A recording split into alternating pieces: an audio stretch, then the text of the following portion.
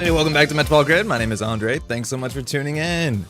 It's April 22nd, 2025. It's a Tuesday afternoon. We're only 2 days away from the launch of Elevation, and we don't still have all the cards. He shaved. He did. He did. He's like 10 years younger. Where's the stash? I got rid of it. What up, TMKF? How's it going? Congrats on the spoilage stuff. I like to shave. Thank you. I'm like pretty self-conscious about it. I'll be honest. I look like a lot younger. Like a lot younger. It was getting to a point where it was like, I don't know how to maintain it. And so I just like, was like, just get rid of it. I'll come back. It'll be back in a while. You're not a real dad. No stash. Hey, David, how's it going? It'll be back. We'll all get used to this. I haven't got used to it, but it's fine. It's only how I look all the time. That's great. Looking sharp. Thank you, Dungeons and Dubbers. How's it going? Where will we twirl now? No joke, Ma. I actually do reflexively go here. It's been a couple days. And then I go here. I'm like, wait, what are you doing? So now I'll just touch my hair a lot. It's fine. We'll figure it out. Looking good. Thank you. How's everyone doing? How's spoilers been? If you just saw that, that is Clean Getaway, an art that I only learned the name of pretty late on in the process. Original art by Amaryl HHF. I don't know how to pronounce that last name, but it looks like they're an artist that was just pulled in for the last set and has been doing really good stuff. You might have seen it in the spoilers video yesterday. It was only in there for a bit. It was in the background of the intro, so it didn't get enough time on the screen, but that's okay because it's our opening intro for the season, which is really quite cool. Again, I want to say original art because I do have to change some of the art and like paint over some things and animate things. So if the original artist thinks I did a terrible job, that is totally why I say original art. This is my version of it. So apologies, but the new artist has been doing some really, really great stuff.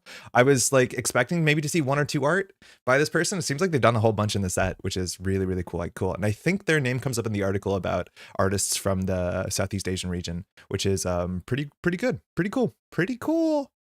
I'm forbidden by my child to shave mine. Oh my God, Diogen. I don't think I've seen you with a mustache. For those who don't know, you can see in the image, Diogen has also like a really good mustache as well. I have no idea what you'd look like. That'd be pretty fun. Did you see maintenance access? Please tell me they will ban that. No, I don't think that card's particularly powerful. Why are you scared of it? You scared of it? 0 cost double? Would have been a good chance for a soul patch. Galetta, how's it going? Not my thing really, but you always have that flexibility on to give yourself whatever ridiculous facial hair you can when you're coming down. Have you done Gordian Blade yet today? Because if not, you should do on the stream. I think I did it yesterday. If it's the one, Lucy, how's it going? If it's the one that is the card that I think it is, it didn't work on mobile really well, so we might be able to do it again, but we should do it again because it is really damn funny. We're playing Détente Phoenix, most fun deck of New Elevation? I think so. I think Détente Phoenix is probably the deck on the runner side I'm the most excited to build. On the corp side, it's like Leo Construction, which is really kind of weird. But there's a lot of cool things. I think today we're going to... I honestly didn't know what we'd be ending up doing today. I think we're definitely going to do a bit of spoiler recap. Mind you, there's still spoilers coming out today. It's not my job to like show you somebody else's spoilers, so we're largely going to keep it to what's uploaded to Netrunner DB, which I don't know how that policy works. There's some things that have been only spoiled for a day, some that have been spoiled for less, I think. But we might do some early deck building. I think we're at the point where you actually can functionally start looking at decks and deck builds. Maybe not some of the ones that need a lot of card support. Like I think Synapse needs every card it can get for, you know, Synapse reasons. But we'll figure it out. Otherwise, I think we can do some deck building. Who is this and where is Andre?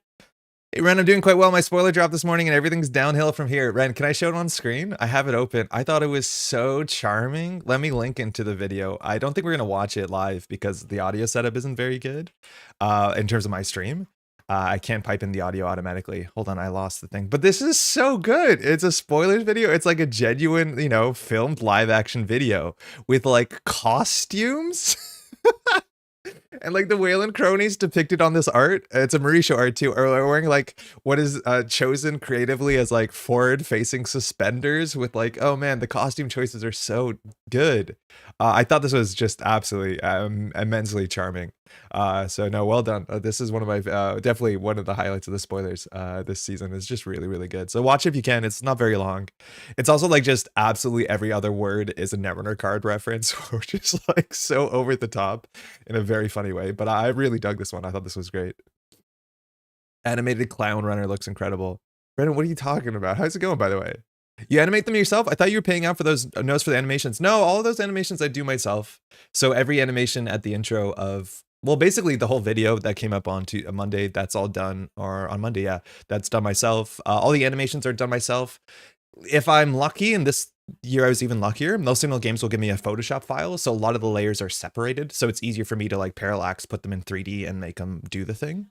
And some of the other ones, like in Charlotte, some of the layers were separated, but a lot of the layers, what I'll do is I'll mask them out and then I'll have to paint the background behind them, because once you make them 3D, once a thing zooms in, you get to expose some more stuff behind things. Or for instance, in this one, when the runner moves their arm, the jacket behind that arm is now visible, and that didn't used to be there because obviously the artist didn't paint things he didn't have to see.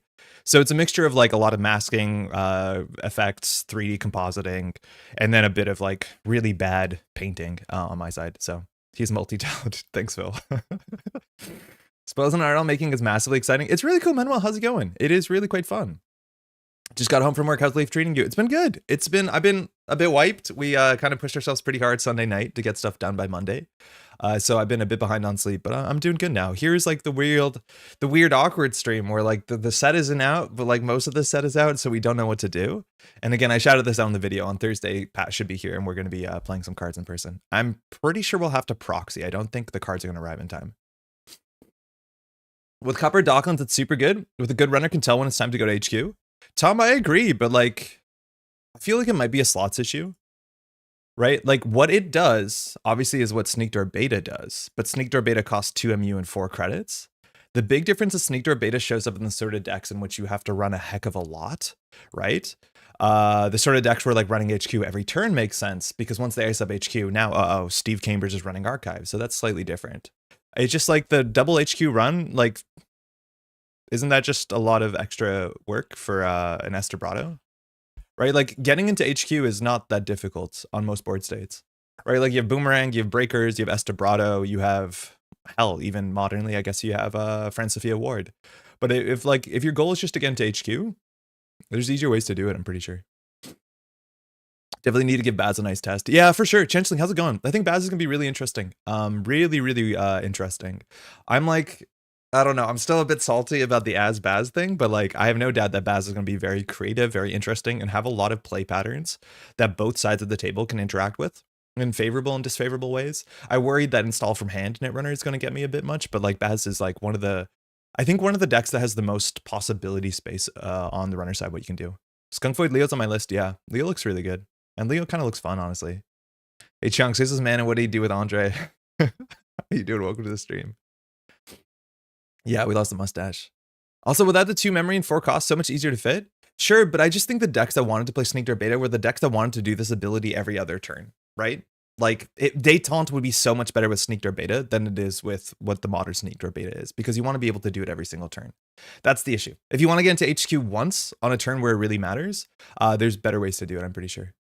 I'm calling it right now, Maintenance Access will be meta. I'd be surprised. I think maybe a 1 of can show in lists, but I'd be pretty surprised. I think it's going to be really good in Mercury. And I think Mercury might be the only home for it.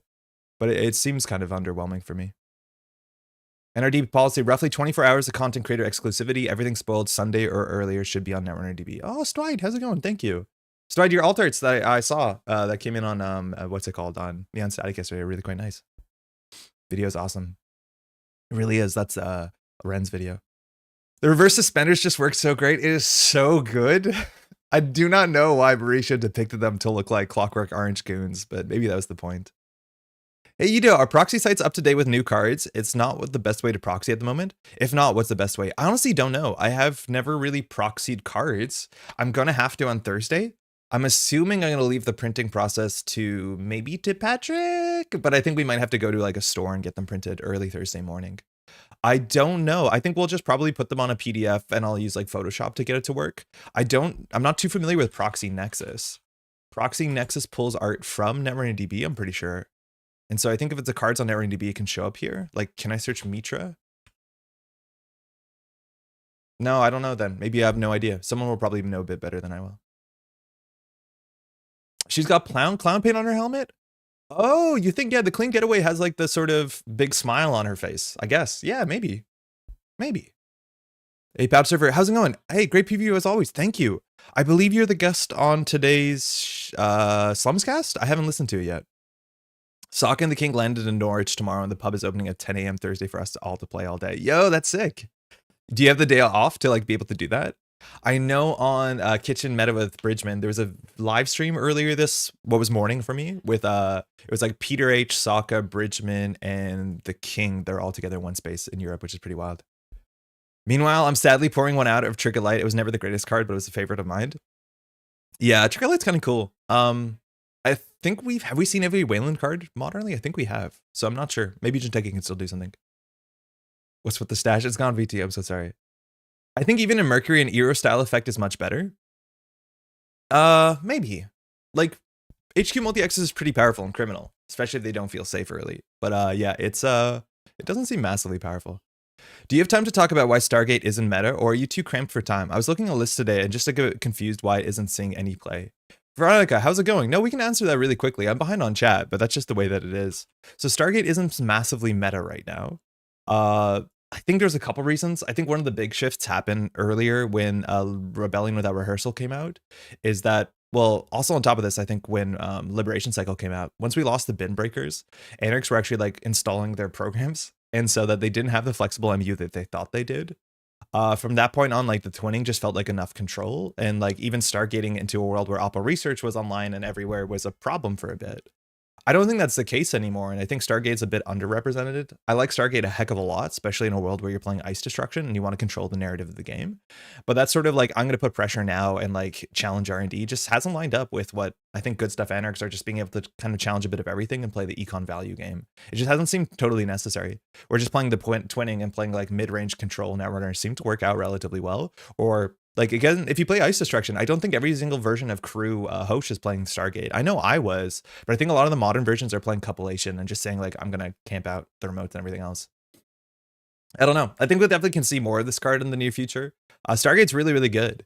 And for what it's worth, I think decks generally for the next couple of weeks when the set comes out get really, really greedy and they lack fundamentals. Like so many people are going to build a poetry deck and it's just not going to have enough money in it. And so if you can play this sort of control and you can trash a bunch of their assets, which we'll talk about that a fair bit today. I think assets are in a pretty wild spot coming up. Cards like Stargate, I think, serve you relatively well. Hey, Baza, I hope everyone had a good long weekend for those who did. Yeah, hopefully you had a good long weekend too, Baza. Hopefully you're well. Draco, Green Mail, buying enough shares in the company to threaten hostile takeover in order to encourage a buyback at a higher price. Nice card name. Yeah, also like the way the mechanics work is really, really charming. In theory, you get some money now and then get hopefully some money later when you're bought out, but it lines up really well. Hey, Proxy Nexus usually takes a long time to update. Hey, Mr. Paley. Okay, so what do people recommend to do early proxying? I'm not actually sure. There's a code pen that generates proxy PDFs off of Netrunner DB. I used it last night to print a Phoenix print and play. Oh, sick. So sweet. Is that something that I reckon would be shared in GLC? It's a Laurel and Hardy riff, not Clockwork Orange. I mean, but Laurel and Hardy didn't do extortion. For those who don't know, I actually grew up watching a lot of Laurel and Hardy, more than I watched like, what are the other two guys? The Who's on First people, Abbott and Costello. So my parents, like, a lot of the entertainment that they watched back in the day in Europe, they're not that old, but a lot of stuff was passed down, and Laurel and Hardy, like, they were talkies, mind you, but I guess they are Laurel and Hardy. One of them has blue hair though, one has orange hair, but I watched a shit ton of Laurel and Hardy when I was a kid. I wonder if it still holds up. I imagine it does. Man, this stuff was good. Stuff was pretty good. My proxy website is fully up to date. Oh, Lucille, do you share that? Got Jack out seeing the VOD. See you there, Manuel. Cheers, Dwight. I'll try tomorrow some new cards for a meetup. Yeah, I reckon a lot of people are going to do some proxying. I've sent you a link to my up-to-date proxy generator in Discord. Lucille, do you want me to share it, I guess? I've got one more tournament before Elevation releases. Let's save up some dragons. Lunari, hola, Andre. Hola, how's it going? Welcome to the stream. I think we might have the link here. Hold on. Proxy NRO is so nice too. 10 out of 10 recommend. Okay, Lucille, send me this link. Yes, it's public. Sick. Okay. So this is called NRO. It's proxy/elev.nro.run. Lucille put this together. I have not used it, so we're going to figure out together. Behind, I am on chat. So there's some cards down here. So let's look at some cards. Let's see if it has the new cards. Game Dragon Pro. That seems like a good start. How do I select? Watching somebody use your user interface. Okay, no, it's there. Game Dragon Pro. Can I add more than one? Yes, I can add more than one. So you have to nail it down to one option. Let's go add a Leo construction. So if I hit enter. Oh no, so it just gets the top one. So if I want lie low, I have to do lie. That seems good. Get an Isaac in there. We're going to need that. Get a Mitra Aman. Red level clearance. Massively cracked card in the modern set. And then you go print. And then paper size, I'm imagining as a Canadian, I use US letter. Cut indicator. Mark. I don't think we're going to see that mechanic. And we'll do bleed mode borderless, generate PDF. No, that seems good. Shit, that seems smooth. And this just grabs the Netrunner DB versions, which are not like fantastic in terms of the image quality, but like very much good enough. You can't ask for better than that. That seems really good. Yo, sick, Veronica. Or sorry, Lucille. I read Veronica's thank you. I'm trying to, but got the day off tomorrow. Sadly, I'm about to head into 4 hours work meeting. Good luck with the stream, Andre. Good luck with your meetings. Was anybody able to see the 3-2 NBN agenda? It's blurry on the spoilers blog. I have seen unblurred versions of both of the NBN cards that Card Gamer put up. I don't know what it took to unblur them, but they were shared in one of my Discords. So yeah, shave the mustache. You hate to see it cranked. I kind of feel that way too. So don't make me feel too much worse about it. How you doing, by the way? How do you know my first deck will be poetry? Trying to make fully up as all its econ. You and everybody is going to pay a poetry deck that just doesn't have enough economy in it. They res one broad and they're like, oh shit. And then their ability fires and they put their thing behind ice they can't res and the runner runs it and they lose it immediately. It's like, yeah, good stuff, good stuff, good stuff. Fundamentals, fundamentals, fundamentals.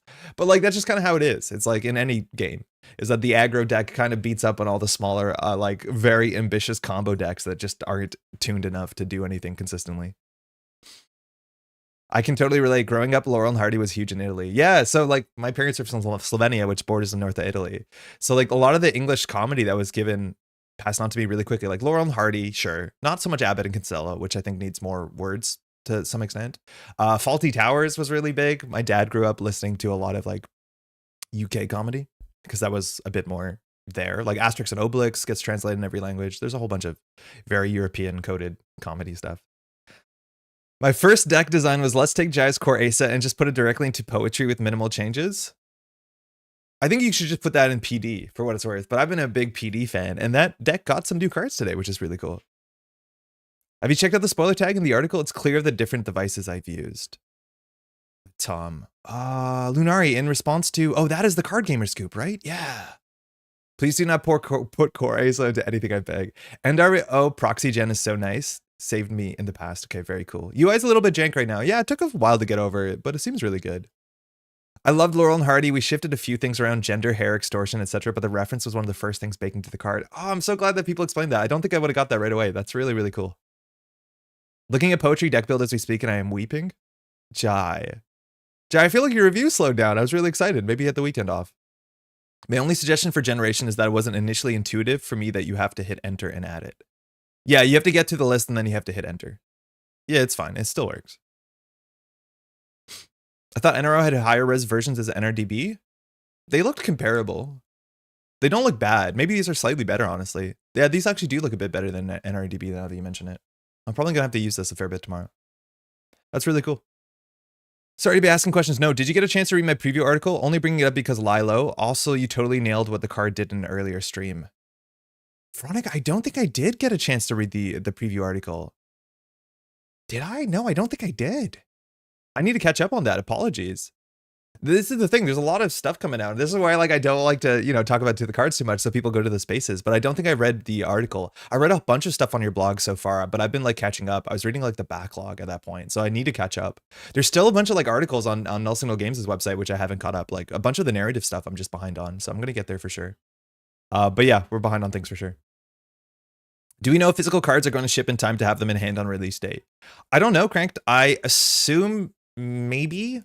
I think you might have got a shipping notification. Again, I don't know how the States works, but a lot of Canadians, at least in my meta, we have shipping notifications from Canadian Post, Canada Post, that it's in the mail. I think mine was sent out a bit early just so that we could get it potentially on Thursday to stream on day one. Currently, the tracking doesn't say that it'll be there on time, but I really appreciate the hustle that I think it was sent out early specifically for content's sake, which is obviously a privilege and that's really sick. But it looks like currently it says it's showing up on Monday, but there's a chance once it catches up somewhere, it'll be no, we're actually already in Ontario. So we'll be in Quebec in 2 days. So I don't know. Poetry brand changes, brand from run ended to run successful. Yeah, it's been a while, but loved your scoops video. Looking forward to following along today and hearing more about Elevation. JM, thanks for the kind words. We're going to catch up on chat. We'll talk a bit about the scoops video, and then we'll talk a bit about some ongoing scoops. We might do some deck building today. I think it's going to be a bit of a strange stream because it's so obviously a weird liminal space we're in, but we might be doing some deck building. Poetry is an aggressive trend-setting delivery service, and you'll never convince me otherwise. That's the name of the 3-1 spoiled on Neon Static yesterday, right, Cranked? Because Null Signal Games, we got to talk about 3-1s. You can't keep doing this. It's pretty miserable. We got to not make the misery 3-1s. Thank you. Hey, Andrea, how's it going? Can't wait to drop tokens for Elevation on Friday. Oh, Ken, what are you planning? Anything specific based off of the cards you've seen? My reviews on our hold for a bit had a minor medical issue last night, but turns out I do not have a heart attack risk, so we're back on for tomorrow onwards. Jai, glad to hear you're doing well, bud. Hopefully it wasn't too scary of a weekend. Can't complain. Got an ECG and X-ray for $50. Yeah, that's pretty good, honestly. That's a deal. Just go in for fun, honestly. Just see what the insides look like. Hopefully you're doing better, man. Oof. Hey, Ba. Yo, Ba, the poem, I didn't see the poem early, but I saw the poem, obviously, because you talked about the poem on the Monday video, and holy crap, that poem was really clever. Really well done. I like that a heck of a lot. HP loves to have Misery Engine 3-1s. It's enrichment for them. Ugh, the Misery 3-1s, So I'm not going to be able to show you the card. You can go see the card on Neon Static. They did a stream last night and had a little video at the top too. It's quite nice. But like, null signal games, what's the idea with 3-1s? What's the plan with 3-1s? 3-1s classically in Netrunner have been like pretty derided because it's a very bad ratio of points to advancements, let alone points to cards in your deck. So it just means that more of your cards in your decks are agendas. Because if you have 3 points, because your deck needs to run 20 to 21 points, 18 to 19 points, whatever you're playing. And so 3-1s throughout the history of the game have largely not been played. I think there's a couple 3-1s or 1-pointers in general, and there are 2-1s, and we're seeing more 2-1s in the set that do see consistent play. Mind you, 2-1 is just fine. It's just generally a good enough score thing. It's just good enough numbers on it. But 3-1s, it seems like I thought we were leaving a world in which, oh, on turn 1, the corporation sneaks out a 3-1 on the table, which like you don't have to signify it's a 3-1. You don't have to pre-advance it like a 4-2 abstractly. And then once the card gets scored, the whole game gets messed up. I don't like that. I don't like how it seems the power level of 3-1s are higher than 4-2s and some 5-3s. And the payoff is that it's bad deck building slots. Because as a runner, I don't experience the bad deck building slots. It feels like, oh, you didn't run one card on one turn, the whole game is fundamentally messed up for you, is something I'm going to struggle with. The fact that the new HB 3-1 does that for asset spam, the same way that Stegodon does that for ice, is so massively miserable. And I just don't like it at all. I wish Stegodon, I wish the new 3-1. I'm feeling the 3-1 that I find to be the most acceptable, even though it is a messed up card, particularly in PE, is House of Knives.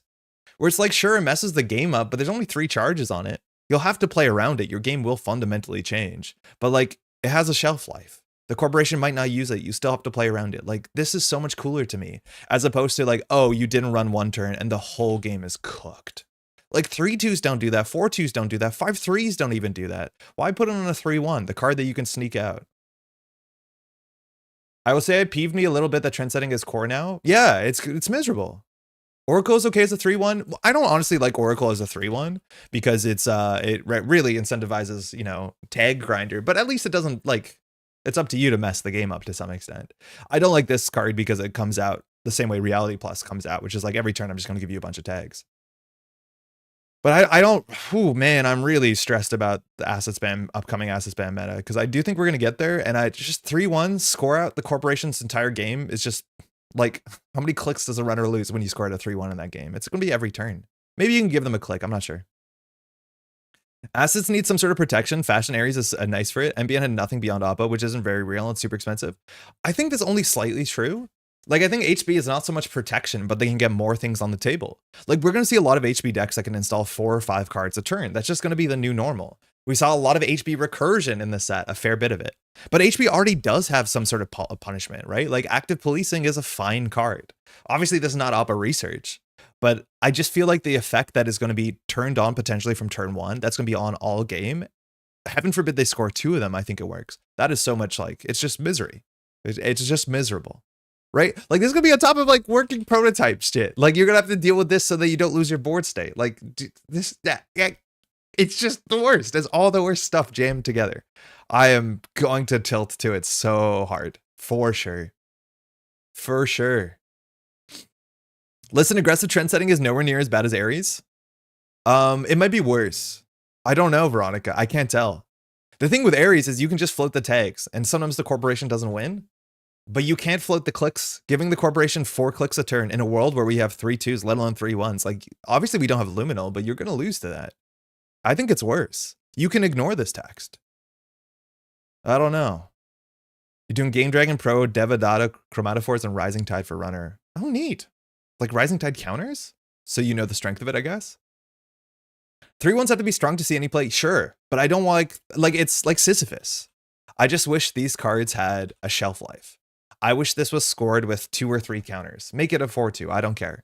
But like, I wish that this didn't just like massively put an entire towel on top of the whole game. And now you live under the towel.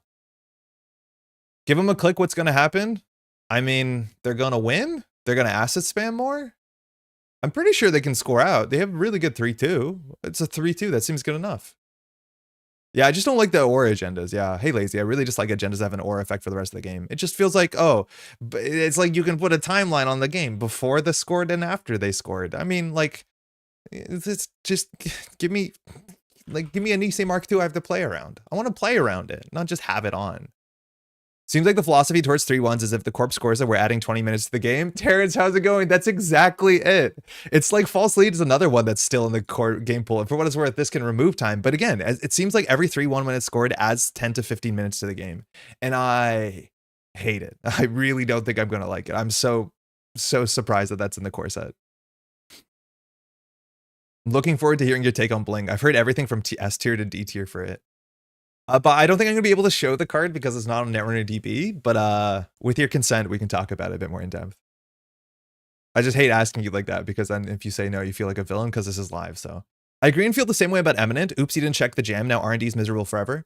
Eminent for me is like 80% of the way there because at the end of the day, it's just ice and like you can destroy ice. It's not like an aura that you have no other way of interacting with. But yeah, Eminent is kind of in that place. Like if you don't run on turn 1 and they get a Bioac, like does that mess up the entire game? Yeah, maybe.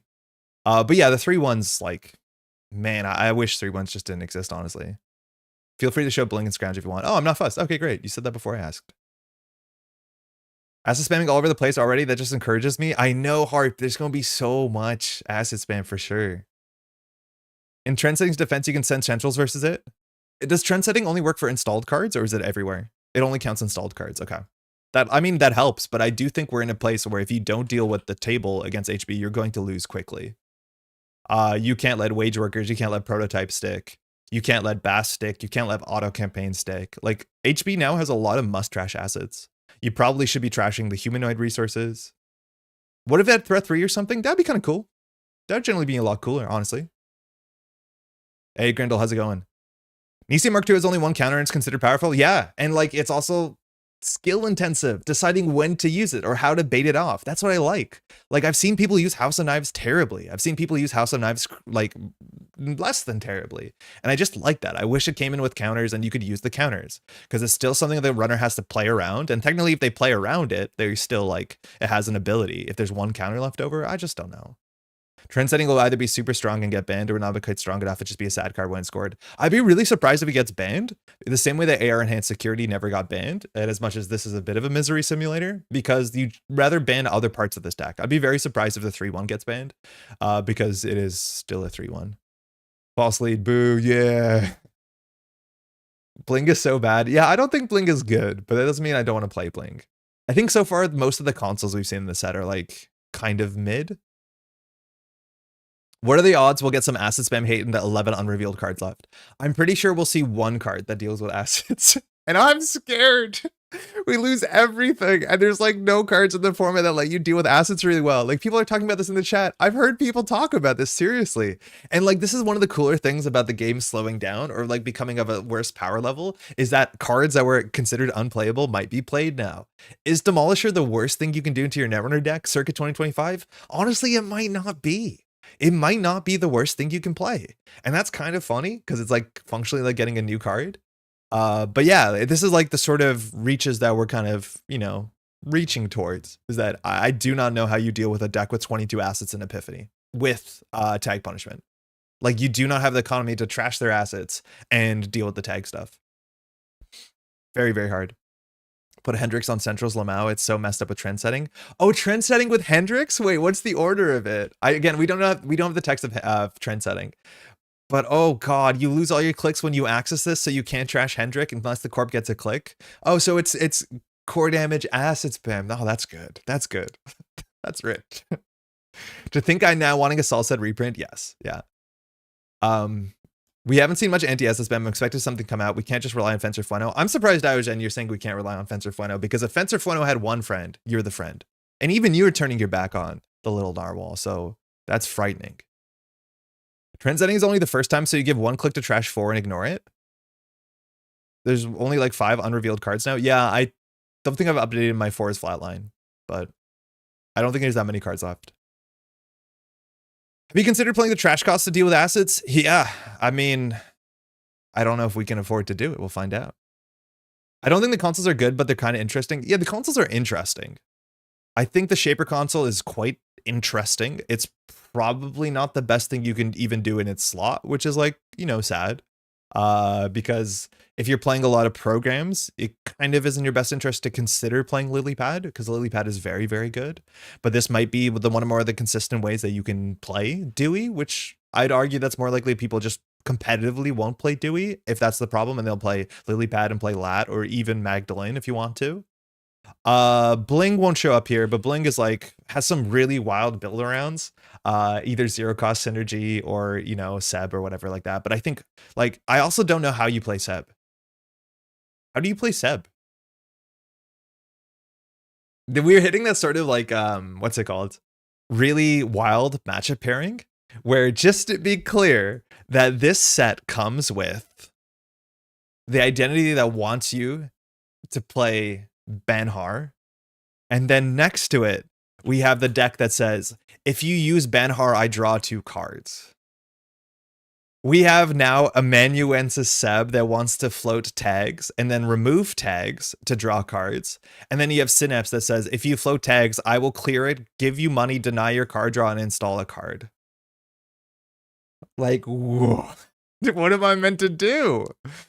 You're going to be clearing so many tags. Like, it's just, I don't know how volatile that matchup is going to be. For what it's worth, like, people thought the same ideas when you played Seb into Reality Plus, and it turns out that matchup was volatile, because if you were ever buried with hard-hitting news, or sorry, with Oppo research, Seb's text is blank and Seb's texts are literally unplayable. But the matchup wasn't that bad, because when you face checked into a ping, you got to install a card, right? Like, that actually was kind of sick for you. I think Synapse is going to be worse, because taking the tag is not the problem. Removing the tag is the problem in Seb. Taking the tag is easy. I don't know how you deal with 23 assets. Stargate? I mean, I think the good HP decks you'll lose on the table before that will happen. Hey, James. On Thursday, we'll ask you to explain why Hakarl is finally good with elevation. I'm not onto Hakarl yet. I don't think I play Hakarl in my deck, especially because they spoiled Ace Empress got to reveal a 3-cost Byroid, which is exactly what you needed in Leo, regardless of what the text on the Byroid is. Fencer, new imp, Baya? Yeah, Alec, how's it going? I don't think it's enough. I'm not convinced that's enough. If you score 2x transcending, it's rough that it stacks. Yeah, really, really, really rough. Hey, Turdog. Demolisher, Fencer, Foil, Lu, Poetry will be the new CTM wizard meta, and we will all suffer. Yeah, that's the thing, Blurby, is like, this is the thing we saw back in the day, is that if it feels like the tools to deal with assets and upgrades are not well distributed, you end up in a spot where, like, the meta deck can deal with assets. I'm pretty sure a lot of people are. Like, the cool thing is that the set has a lot of cool reasons to go back and revisit Lu or play Demolisher or any sort of that fun stuff. But that, like, the Topon decks are going to show up and the Ryu decks that are going to show up, and then you're playing against a deck that has like 6 ice and 22 assets in early tournaments. Their asset decks usually overperform. I think we've seen this just about in every set release. The asset decks fundamentally overperform in early tournaments because people generally are not cognizant when they deck build a lot of the times, and they just build their favorite cards, they try the interesting cards, and they don't know what the tech is because nobody knows what the meta is. And so just overwhelming the runner in a single direction, like horizontally, is usually very powerful. So if you see the first tournaments, like the first AMT or Man of the Moon's tournament, and it looks like assets are busted, I think there's definitely something to that, but it doesn't mean definitively assets are impossible to deal with. Madani looks exactly like a wooden eagle sculpture that my brother vandalized with an orange crayon when he was a kid. Chad, this is how you end up being a shaper and your brother ends up being a criminal. The Madani art is another Emerald Hef. I really want a pronunciation guide on this, but this art's really, really quite nice too. I want to be activating her ability as much as possible. I want to play Basilar Dewey, but I'm pretty sure that's a bad idea with the kill tools that will exist. Really? You saying Dewey? Yeah, I think Basilar Maggie is going to be a deck that people are going to play a lot. Andre, we will combo off with Bling Seb, believe. It's cool that like Seb now has a console that you can play into Synapse. I think that is a cool thing, is that Bling makes sense. But like, I'm convinced one of the best consoles that Topon has is Lilypad. Maybe Onicom too. But I'm like pretty convinced that the best Topon console is a Shaper console, just because they all say draw a card and Topon needs all the card draw in the world. I'm not convinced Bling is enough. Carnivore, I think Carnivore is too difficult. I think card draw got a bit worse in the set, not so much for Anarch. I'm not convinced Carnivore is better than Demolisher if you're playing against assets. I think Demolisher is much better than Carnivore. Cacophony is probably good Anarch tech into assets. Yeah, it is, but it's also like, I don't know. So I can't search it. Cacophony is another card the Neon Static crew revealed. They revealed 2 Ana cards, 2 HP cards. It's a card that does sabotage if you've been trashing cards. However, it's like, it's really difficult because it's firstly a resource, which is a bit of a taxing thing into both HB assets because they can bounce it or NBN assets because they can tag you. But generally assets was more about controlling the board. The same way as like Gravedigger wasn't good against assets because it did not help you beat assets as much as it seems like a payoff. I would argue Gravedigger was click intensive and like this is not as great as a payoff, and technically Cacophony is like nearly clickless. So there's a chance it's pretty good. It kind of reminds me a bit about Freedom playing what's that one that gets a virus counter that's 5 influence. We found another Eternal turn 1 kill. Yo, get out. I gotta go to locals to play some not Netrunner because why would we play Netrunner before Thursday? Catch the rest of the VOD. Lucille, thanks for sharing the thing. Hopefully you have a good Tuesday evening. Hey, Bane, Madani to another console could work. Yeah, you could, in theory. I think the set actually has reasons to play multi-consoles, which is kind of fun. But yeah, you can Madani, and you can actually use Madani to install another console. My guess is the slots are probably not worth it. And if you really wanted to get the Madani type effect, like, it's probably not as good. But you can play Palace Cafe. And I do think we got 1 or 2 other connections this deck is playing consistently. Like, you're definitely playing Knick-Knack, so Palace gets a bit cheaper. But this also makes a fair bit of sense. The problem with this is that this is very expensive. And then obviously the benefit with this is that this is any number of programs, which makes this actually like tenable. This is just way too slow. Hey, Gridsters. Eric, how's the rest of the stream? I only got to catch like the first 30 minutes maybe. Consume. That's the one. Yeah, Consume. Building a Better World. RLC Drago Touch Up Scorch. Jai, that's not even that hard. Okay. So now in Eternal, which this still isn't the best deck in the format, you have a turn 1 kill. Okay, so this is the idea. Is in Building a Better World, whenever you play transaction, you gain a credit. Okay, fine. So we play red level clearance, and you're going to see a lot more red level clearance in the modern meta. You play this, you install a non-agenda card from HQ, and you get a click back. So this was entirely free. You're on 5 credits. The card that you install is the Banned Drago Ivanov. Now, Drago needs 2 advancement counters to give the runner 1 tag. This is actually not that ambitious. I thought this was going to be something absurd, but it's like reasonable. Touch-ups, then you can play this. This doesn't require the runner to run. As additional cost to play this operation, spend a click, so it's a double. So you're down to 3 credits, and then you can place 2 advancement counters on an installed card you can advance. If you do, choose a card type, reveal the grip, choose up to 2 revealed cards of that type. The runner shuffle those cards into the stack. So not damage, just losing cards. And then last click, you play Scorched Earth, or you can play End of the Line if you want to. And this now will be all your money, and the runner, assuming that you get 2 cards in hand, they flatline on turn 1. That's really funny. That's not that impressive. Like, not that absurd. It's a 4-card combo, but you can run 3 of all those cards, and you can mulligan, and if you have extra level clearances, you can play them to be able to draw 2 more cards. Actually, no, you can't, because you're credit short. You'd also need to like play subliminals or something. Sorry to ask the link to the proxy generator from Lucille Clockwork. Let me put it into chat. It's right there. I'll put in the link of the YouTube video as well. Yeah, that's actually not that unreasonable, which is pretty wild. And you don't have to do it on turn 1. Something that was actually kind of surprised that we didn't see this in Jinteki so far. So, I'll see how they run, but the other one. This sort of effect. Where is it? Bring them home? The sort of effect where it's not about doing damage, it's about making the runner lose their cards, forgetting, right? So you add the cards either to the top of the stack, shuffle them to the stack, the bottom of the stack. We've seen a lot of different like versions of this. I was not going to be that surprised if they just reprinted Personal Evolution, and instead of saying net damage, it just says anytime that an agenda scored is stolen, the runner randomly shuffles a card from their hand into their deck, right? Like, it allows you to play tempo, but it doesn't allow you to play grinder.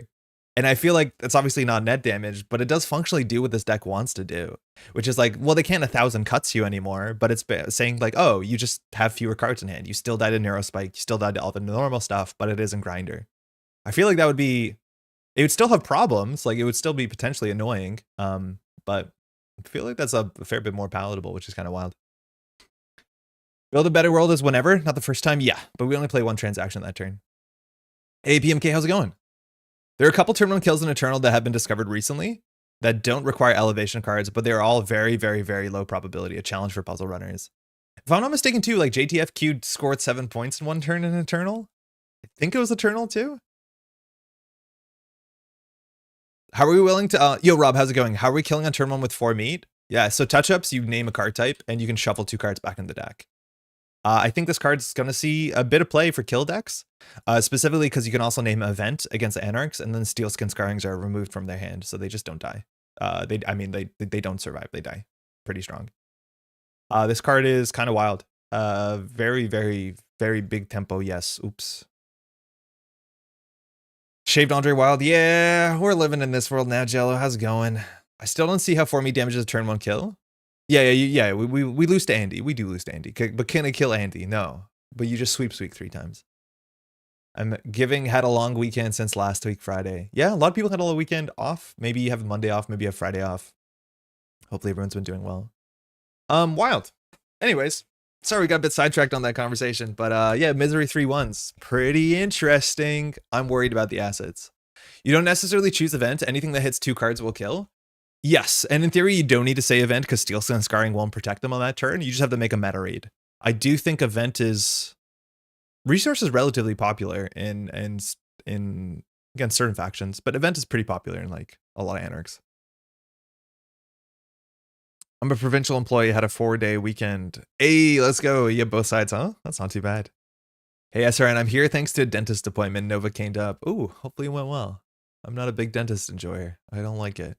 We watched your spoiler video yesterday and it felt like a 10-minute video. Really excited. Excellent work as usual. Thank you, James. I saw your comment. That's very kind. I just want to talk about this really quickly because it's always nice to talk about certain things that go on behind the scenes to give it a little bit more detail. But I put out the spoiler video yesterday. Generally, we have 2 minutes at the beginning to show off the cards. We have the little animation, which at the beginning of the stream, now this is our background. And then we talk about the cards a bit. I want to say off the top, the music that I chose for this, I really struggled to pick the right music. I wanted to do my best to find music that was thematically appropriate, but my licensing place had no music that was like accurately Southeast Asian or from that area at all. The best I could find was like recorded of students playing gamelan. I don't know how to pronounce it, which is like a sort of percussion type instrument, which is generally played in groups. That's traditional to Indonesia.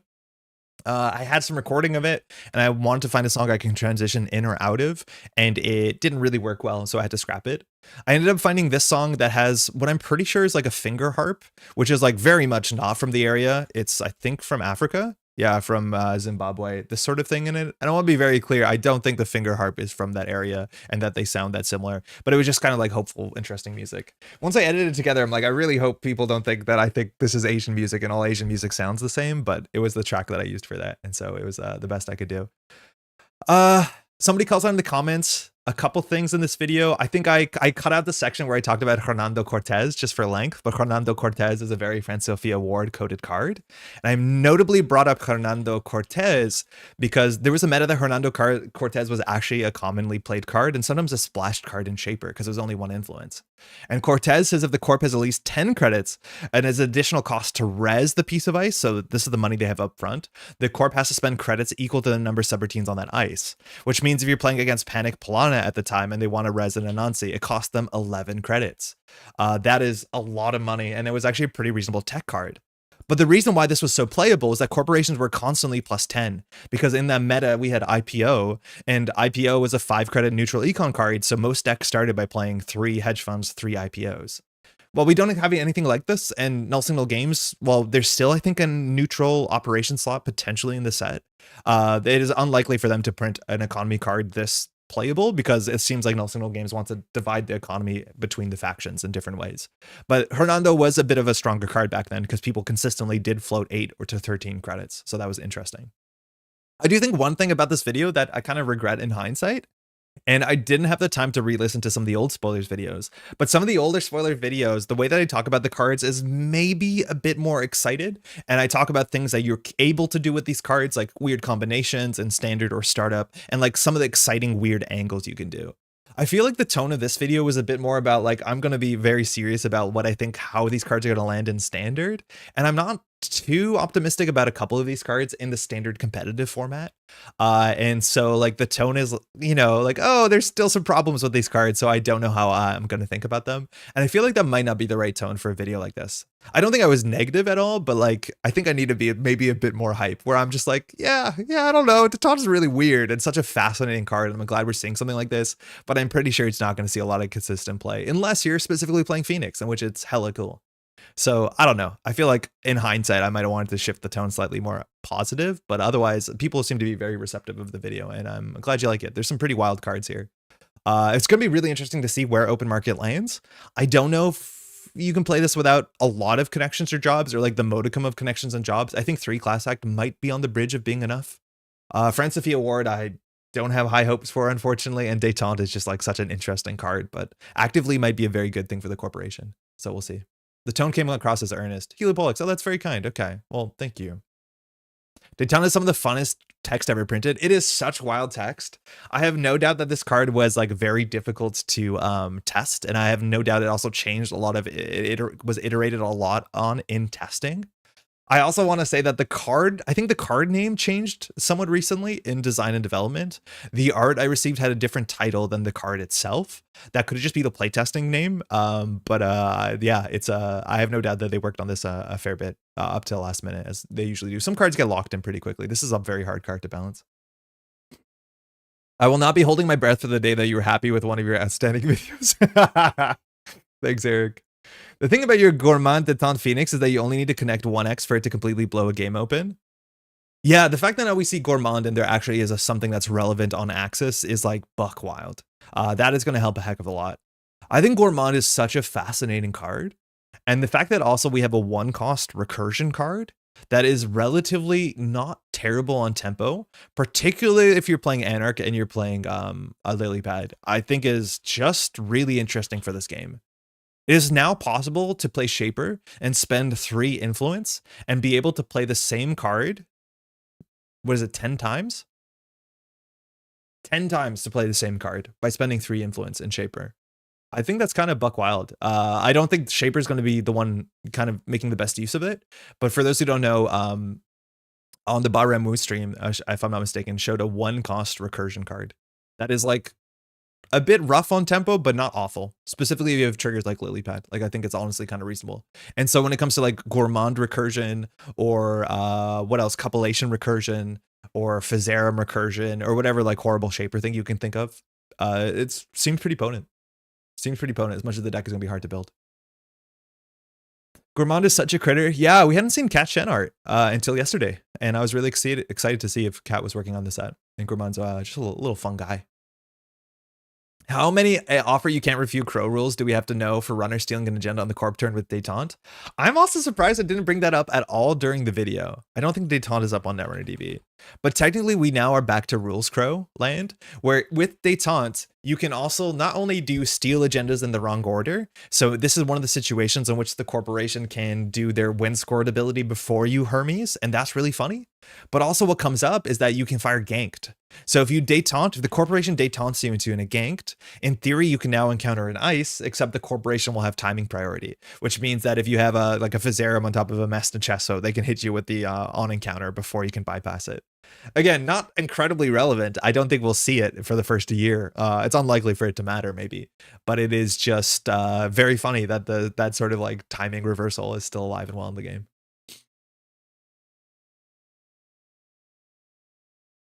Banhar's Anarch main account. Sorry, Jai? Anarch 1-cost, takes 2 clicks, installs program, and puts on the bottom of the deck, if I remember correctly. Yeah. Yeah, Scrounge has great art, and it says, yeah, pick a program in your heap, install it, paying cost, and then take a program from your heap, put it on the bottom of your deck, which, like, that bottom part, for what it's worth, it's fine that it's there. I don't know if you can refuse to do it. I think you can N6 it. I think you can N6 to refuse to do that part. I don't think you have to pick a program. I might be wrong about that. But putting it on the bottom of the deck is like the part of the card that is technically value, but not super necessary, I don't think. So someone comparing it to an offer you can't refuse. Yeah, that's the AO curve. That's the crow. This is the first card that allowed you to do backwards priority timing during the run structure. Just ban ganked? Honestly, I wouldn't be the most upset about that, but yeah. Very little hardware and event recursion left in the game now. Well, we have the big ones. Like buffer drive is going to be alive and well. Topon really wants to play buffer drive, that's for sure. And buffer drive is now the, install on the table, and technically you can forget about this and have recursion built into your game. So if you're holding, and mind you, we will also be seeing what's called Ashen Epilogue a fair bit, you no longer have to stress about your Ashen Epilogue. And worst comes to worst, if you have a buffer drive installed, you can just Ashen Epilogue on top of your deck with buffer drive and then just Ashen Epilogue. So losing labor rights is going to be pretty significant, and it will change some of the play patterns. But now we have, if you want to, be worried about not losing your Ashen Epilogue, you will just buffer drive it back, as much as this is slow, but you do want to fire this in Topon, I think, consistently. The other one, of course, we have is Katurga, and Katurga technically can get anything back.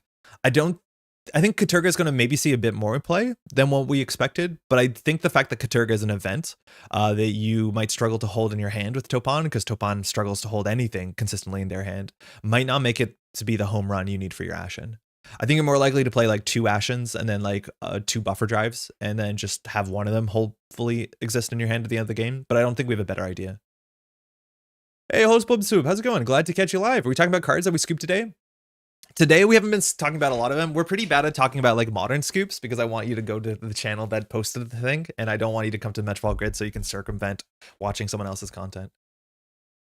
I am back to dooming since I saw Bigger Picture. What is Bigger Picture? Who revealed Bigger Picture? I'm thinking of making a Golden Road no breaker crim deck. I think Scrounge and Mag Electric is good enough to make it work. Oh my god, Mag Electric is very good. This was also spoiled by TMKF. The art, I really like the art. I feel like the way that the art interacts with the frame is very weird. It's like this hard cutoff on the line on the bottom lines up perfectly with the art.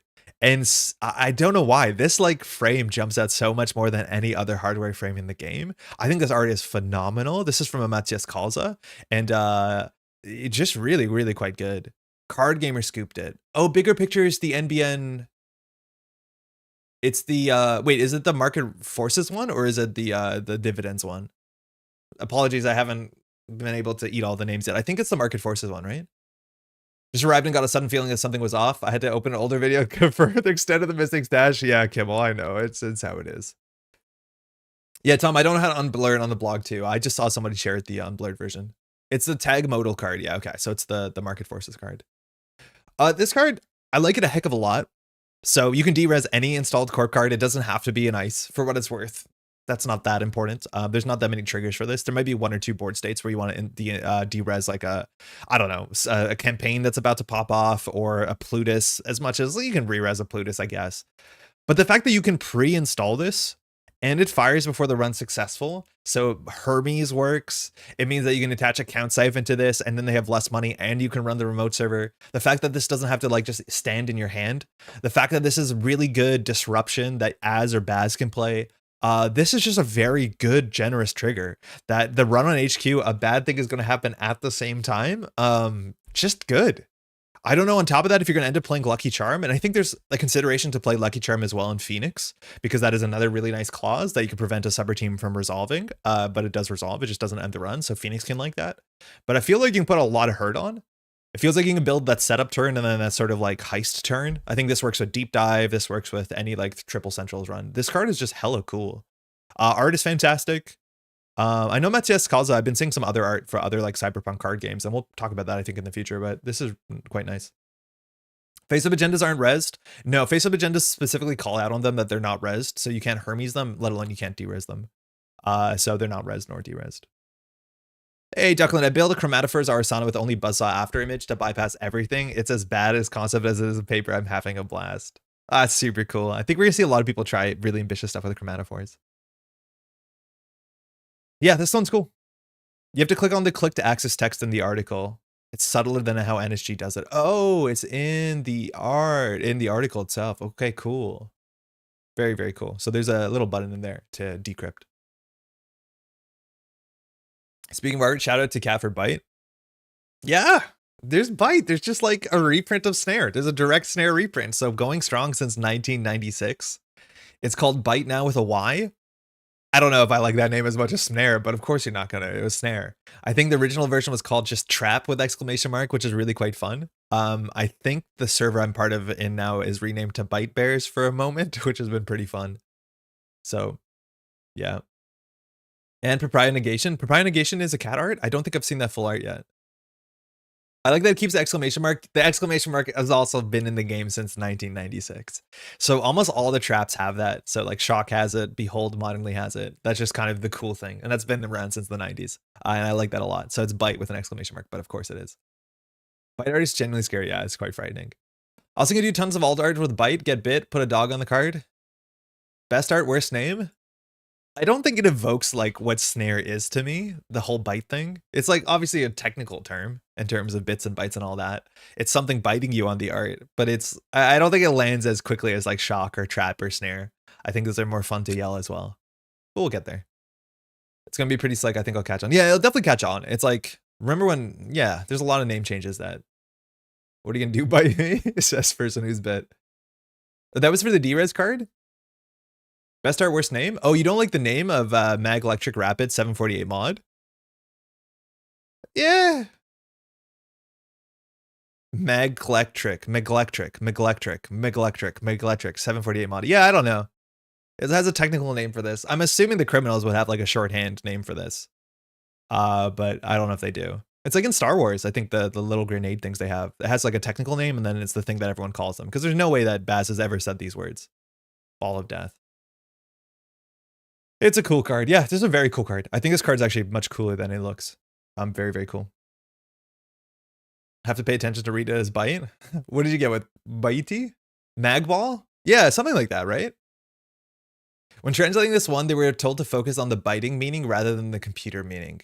Oh, very cool. How many languages do you know nailed the translation? This is a cool article today, mind you, translating as Elevation from Pouch Surfer.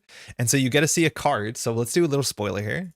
This is Samaximum, which is a Jinteki barrier. It has art from Scott-Aminga. It's a 3 strength barrier with 1 sub. That used to be a really bad spot, but modernly I think it's actually kind of good. It's barrier and AP, so you can play this for 1 influence. This is now technically an end the run in Thunderbolt, which is kind of cool. The runner cannot break the printed subroutine on this ice except using a fractor. And the subroutine says end the run unless the runner suffers 3 net damage. Yeah, the silence of the forest is the surest sign of danger. I think this art is already pretty great. The fact that we haven't seen a lot of curves get used in a lot of Scott-Aminga's cyber space art, but I think that's actually just a Wayland thing. So the Jinteki, we're seeing the curves all over the spot, which is great. Mind you, the art for Tributary, it's just such a shame that card's banned alone for the art. Call it Baz Grenade. If you de-res a hostile architecture with Mag Electric, is there a window for the corp to re-res? No. Because Mag Electric is a successful run trigger, and there are no paid ability windows when successful run triggers are happening. So they technically can re-res it after the run ends before you make another run. Not that that matters, but there's no window to re-res it while you're accessing cards on HQ. Oh, Tattoo Bola is not Tattoo? Tattoo is better than the other 3-cost tech ice we saw today. Oh, the other 3-cost tech ice, the Byroid, is actually really interesting. I think I like this a fair bit. The problem is, like, we're going to see how good mid-range barriers are. Jinteki really likes Tattoo Bolas, and I don't think that's going to change too much. Tattoo Bola is pretty cracked, and I think Atea is definitely a winner from this upcoming set. This is in the middle of, like, you know, Botu is twice as expensive, and this is a bit lower on that list for sure. So paying 1 fewer for Tattoo Bola might actually be a pretty good spot for Tattoo Bola. But at the end of the day, if people break Tattoo Bola for 1, but they end up breaking this for like 3 credits, this actually does something. The fact that the subroutine cannot be broken means it's better into things like Botulus and Boomerang, as much as Banhar won't care. And Banharing into Jinteki is a bit less scarier than it used to be, barring Saisentan. So like this thing is priced to move as much as like Tattoo Bola is just such an overperformant card for 2 credits that might pinch this one pretty fair bit. But I really do like that text. I think that text we could see it on more cards for sure and still not be cracked, particularly because the subroutine does give the runner choices. But I just don't think I'm going to ever see the runner take 3 net damage unless it's the last run of the game. Like you cannot take 3 net damage for fun. That's impossible. The Byroid Ice is really, really bad. I don't know if I would say it's really, really bad. It's 1 influence. It's the sort of thing you can splash. I don't think it's going to see Splash the way the Magnet saw Splash, because Magnet is, for what it's worth, super undercosted. Magnet was, I think, an absolute bargain. But those are subroutines that are going to teach people how to play the game, which I think is pretty important. Anyone have any Rex? Liam, how's it going? To get into the meta, I've started playing on Jinteki and feel overwhelmed. So Liam, you're kind of luckily, kind of unluckily, in a perfect time. Nobody knows what they're doing anymore. Come Thursday with the big rotation and all the like the format loses 400 cards and gains 80. Nobody knows what they're doing. So if you're talking about getting into the meta does not exist. In 2 days, it is whatever anybody says it is. And then after a couple tournaments settle and people figure out what works and what doesn't work, that's when the meta is going to settle. So modernly, if you want to get into the meta, what I would have classically recommended is to go to Jinteki.net, or sorry, Netrunner DB, and grab a couple decks that are doing well at tournaments. And we can definitely give recommendations of decks that are a bit more straightforward to play and like encourage you naturally to play strong fundamentals. And then NetDeck, get involved into green level clearance. And if you're a newer player too, ping like a mentor and be like, can someone play a couple games with me to make sure I'm doing everything correctly? If you have any feedback. But like you're at the point where nobody knows what they're doing anymore. So we're all kind of in the same boat, which is so much the excitement of the next week. Hey Gyro, how's it going? Hopefully that answers, but it's just a really strange time because nobody knows what they're doing anymore. Banner's actually a fractor, so it could break it. So it could break if it could break it. Yes, yeah. Banner doesn't break. Banner does not break. Banner just lets the runs not resolve, right? Are some of those 400 cards NSG produced? Yeah, technically, Liam. So out of the rotation, okay, just to go over this, for those who don't know, because a lot of people are getting to the game modernly, there's a huge rotation coming up. Wait, hold on. There's definitely an article on the Null Single Games website that'll explain it better. If you go here and say, welcome to everything you need to know about elevation, you probably want to start with this article. It'll say it in a more succinct way. But the short of the long is, all of the old FFG cards that are still in the format are rotating. As much as proxies were still legal at all levels of competitive play, and they will continue to be legal, those cards haven't been in print. The one thing that Null Single Games has printed, the two things that they have printed that are leaving the format, the big one is System Update. A lot of people have System Update because this is often the second expansion people are recommended to get. While Null Single Games has produced these cards, all of these cards are reprints of FFG cards from over the last 10 years. They have new art, they have new art frames, and all the sort of rules changes and text changes that NSG has done over the last like 8 years. But all of System Update, these are technically FFG designs. The other product, which is a bit of a niche product that not everyone has, is called the Magnum Opus reprint. And these were cards that were also FFG designs originally that NSG has reprinted with their own art and with their own card frames. This is like a series of 6 or 7 cards. So not as many people have these, but some of these were some of the strongest cards, mind you, in the standard format. Those two Null Single Games products are leaving. Everything else Null Single Games is producing on their website, and their store might currently still be suspended because they're sorting a bunch of stuff out, are going to be the standard card pool. The startup card pool is that, but even smaller. But from this point forward, everything NSG puts out is going to be part of standard. If there's one thing you don't want to pick up if you're trying to get a complete collection to play standard, is you have no reason to pick up System Update as of this Thursday. Not that you shouldn't pick it up to some extent, because like you can still play Netrunner however you want and play casually on your tabletop and not care about the standard meta or startup meta or the ban lists or any of that sort of stuff. Like these are still great cards. But yeah, technically if you're trying to play an organized play, these cards have no functional use. Yeah, FFG is completely leaving the format. That being said, the small caveat that everyone has to say, circa rules crow, is that there's like 5 to 7 cards that are inside Null Single Games products that are technically reprints of old cards.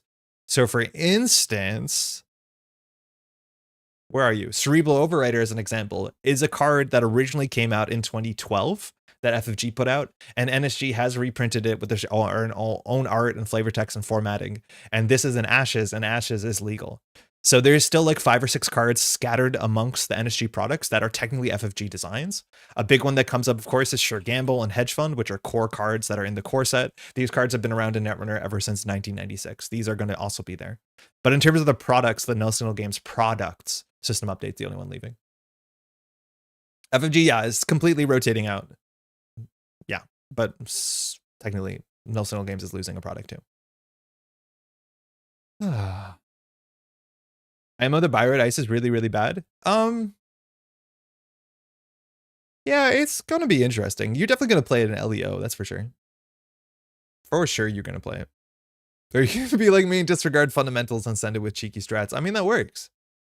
Pure gamble hedge funds are like the big ones because they're in the core set. Yeah, but a lot of folks won't even know that these are reprints, right? The same way that a lot of people won't know that like false leaves are reprint or a self-modifying code. Like it just doesn't matter. That history will be told, will remind you on Netrunner DB, but it doesn't matter really.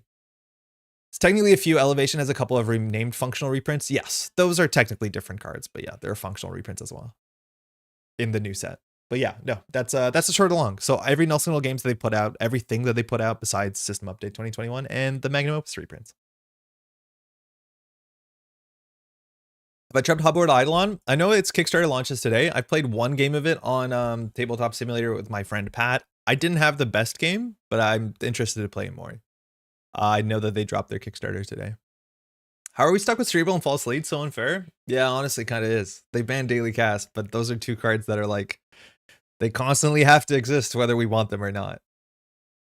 Oh, Game Found, not Kickstarter, excuse me. Yeah, that might be true. Yeah, I feel like we use the word Kickstarter the same way we use Kleenex, where it's like, it just means crowdfunding source. But yeah, obviously those are two different places with two different ideas on how they want to run things. So, all right.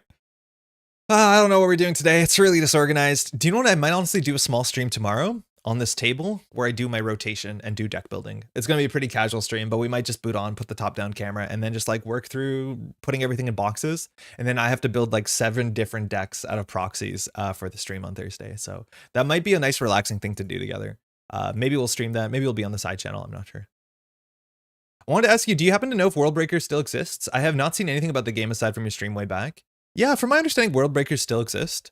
Actually, Sextant Studios, Ellie did a spoiler of one of the upcoming cards. So Sextant Studios, they're currently working on, yeah, Ellie did the spoiler with Jamie of Ritual, the new Shaper Diesel-like. They're working on this sheep game called Flocking Hell, which is on Steam. It's like a roguelike puzzle game where you build cities and sheep defend against a wave of attackers that happens at the end of the round. I know that World Breakers put out the Indigo Sisterhood expansion sometime either this year or last year. I'm pretty sure last year. I'm not sure what the following plans are for World Breakers. I'll be honest, I haven't played World Breakers since the original game came out. It's just not something my partner likes to play too much. It's not her kind of game, so we don't play it. But I have the core set and the card doubler. But I'm not keeping track too much of what World Breakers is doing. I think I'm in one of their Discords, but that's all I know. You can ping, they have a Discord. Izzy, how's it going? Had a good time last night on the Daily Cast. Sounds like Hubworld is printed in the US, so no tariff risks. Oh, that's pretty good. Then that kind of makes sense because if I'm not mistaken, the local versions of also Earthborn Rangers are printed in the States, which is good. Just joined. Did anyone mention that Andre got severanced yet? Is this because I shaved again? How's it going, number 3? I bought World Breakers a month or so ago and haven't got to the table. Sounds like you need to run more World Breakers drafts. I am bad at World Breakers. I'm really bad at World Breakers. And I think that is actually having a significant impact on how much of World Breakers I'm excited to play. I'm just very bad at that sort of blocker math. Because the sort of like Magic the Gathering part of like playing creatures and like trading them into each other and like, I don't know, I'm just pretty shit at it. Hey, Dan, surprise Metropole Grid stream. I mean, we've been doing this every Tuesday. How's it going? Favorite ID from the new set? Okay, let's talk about it. So we've seen all the IDs we've seen for a while. I think I'm really excited to play Phoenix. For sure. I think Phoenix is going to be really fun. I actually owe a lot of that to Nottingham, to Daria saying like, play this like aggro crim. Like, and I think that's correct, right? Like we're going to be disruptive every single turn. We're going to fire our ability. It's going to be quite fun. I am abstractly really excited for Topon because Topon's ability to install things cheaply and fly through their deck. I like playing Patchwork. Every time somebody says Topon is Patchwork the identity, I get really frustrated because it is not. It functionally is, but like that's not what made Patchwork good. Patchwork was good because you could play events and you can choose the card. This is technically close to Patchwork, but it's not Patchwork.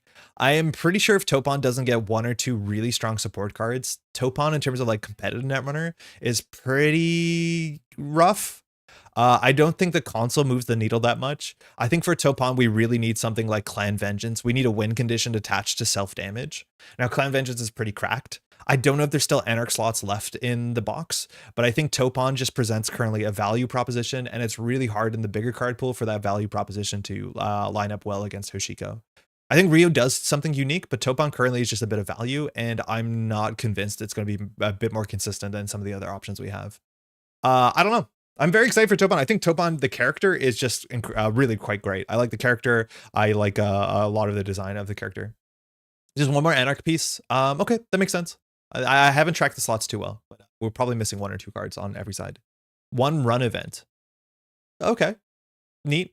I think we've seen 2 events. Maybe there's a 3rd. Again, I do think there's a bit more flexibility. Hold on, we go to images.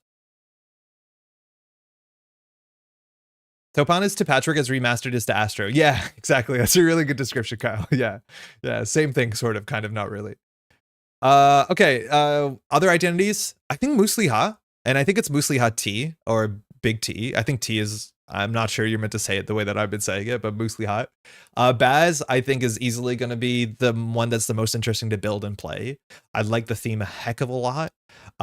Just the criminal archetype and face checking and saying, what are you going to do? Try me. Like, that lines up really well. As you know, I like installing hardware as criminals. I like installing resources as a criminal. It's just kind of the as play style. And this is, you know, a very fun version of it that makes it more difficult for the corporation to tell what you're doing. And I think has a lot more build flexibility than as does.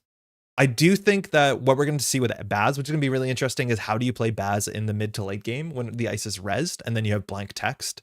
We've seen a bit of derez, and that's obviously going to help, and we already have some derez cards in the format.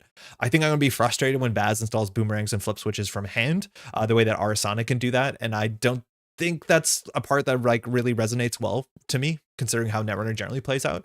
But I think Baz is like very easily the one identity that I have the most ideas of how to try different builds, and that's great. And I think Musliha is going to be like just fun and good and consistent. Run events are really fun.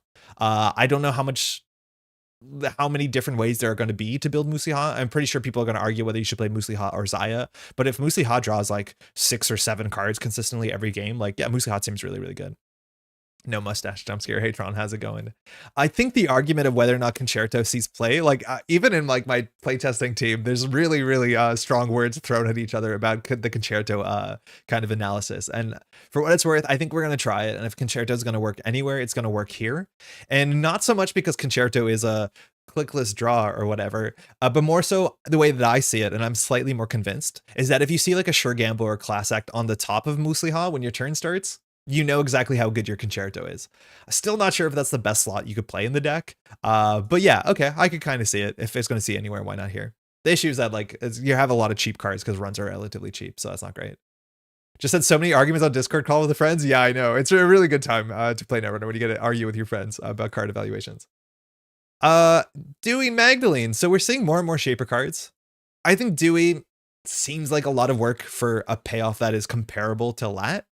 I think Dewey is going to be something that surprises me, that if Dewey does do what Dewey wants to do, and Dewey, mind you, has whenever text, that is actually quite strong. If you can fire Dewey once or twice every round, like that's really quite good. It's hard to evaluate this because we don't know how easy it is to make runs, let alone successful runs. This is the sort of thing where like if people asset spam out, this is the best shaper that wants to run every turn, because then you're allowed to manage your board to get credits and push yourself forward, and you get the credits before the run's successful, so you can access and trash things. Like there's something to this for sure. It just feels like the amount of mental effort to play this specifically against mid-range Glacier is probably not worth the obvious payout. Obviously, we have the big payout of Knick-Knack, but I honestly think Knick-Knack is actually like sort of counterintuitive to some styles or to some play patterns for Dewey that don't obviously make a lot of sense. Because this says whenever you make a successful run if your MU is full, and this is whenever you make a successful run if you have at least one unused MU, which means because Knick-Knack notably is first run per turn, is that you need to be on the right side for Knick-Knack to do something. Otherwise you swallow Knick-Knack's ability, which either turns off your ability or double unfires your ability, or a lot of really strange things can happen at the same time. So like Knick-Knack is like arguably better for what Dewey wants to do than Pawn Shop. But also there are some weird sides that you can be where it just doesn't make any sense. And then you can't flip Dewey without eating your trigger. Double plus on good. Yeah, it forces you to end your turn on one side. And I feel like that synergy is going to hurt people more than they think it is. Over under the number of Ken Tenma chassis that are just swapped from Musliha. It's going to be relatively close, I think. Yeah, it's going to be relatively close. They're going to be very comparable card decks. In theory, you could trash a plus MU card for the opposite effect. Oh yeah, that's kind of fun. You could trash your MU. The issue though is if you're playing the console, you don't have a lot of MU. And so if you ask me, the real console you have in Dewey is DZMZ. I do also think the fact that installing a console that gives you MU, which could give Dewey card draw if you play like what's it called? If you play Lilypad, is anti-synergistic to firing her ability. Like there's a lot of really weird things going on at the same time. And I just think a lot of these pain points are going to be not worth the mental burden in a tournament setting. It might be a fun thing to play at casual tournaments. Yeah, I think it's going to be a lot more mental head, much more than Ari. I think it's much. Ari can plan like 2-3 clicks ahead, a whole turn ahead, an idea ahead, but Dewey has to like really nail it, or you really eat your triggers. And if you miss one trigger, you're not set up for the second trigger, which means you're not set up for the third trigger, and then you break your rhythm, and it's going to be pretty bad. Maggie, I'm a bit more excited about. I don't think Magdalene has shown too many things that are like fire during this ability window. We've seen a fair bit more card draw than I think we were expecting, which is quite nice.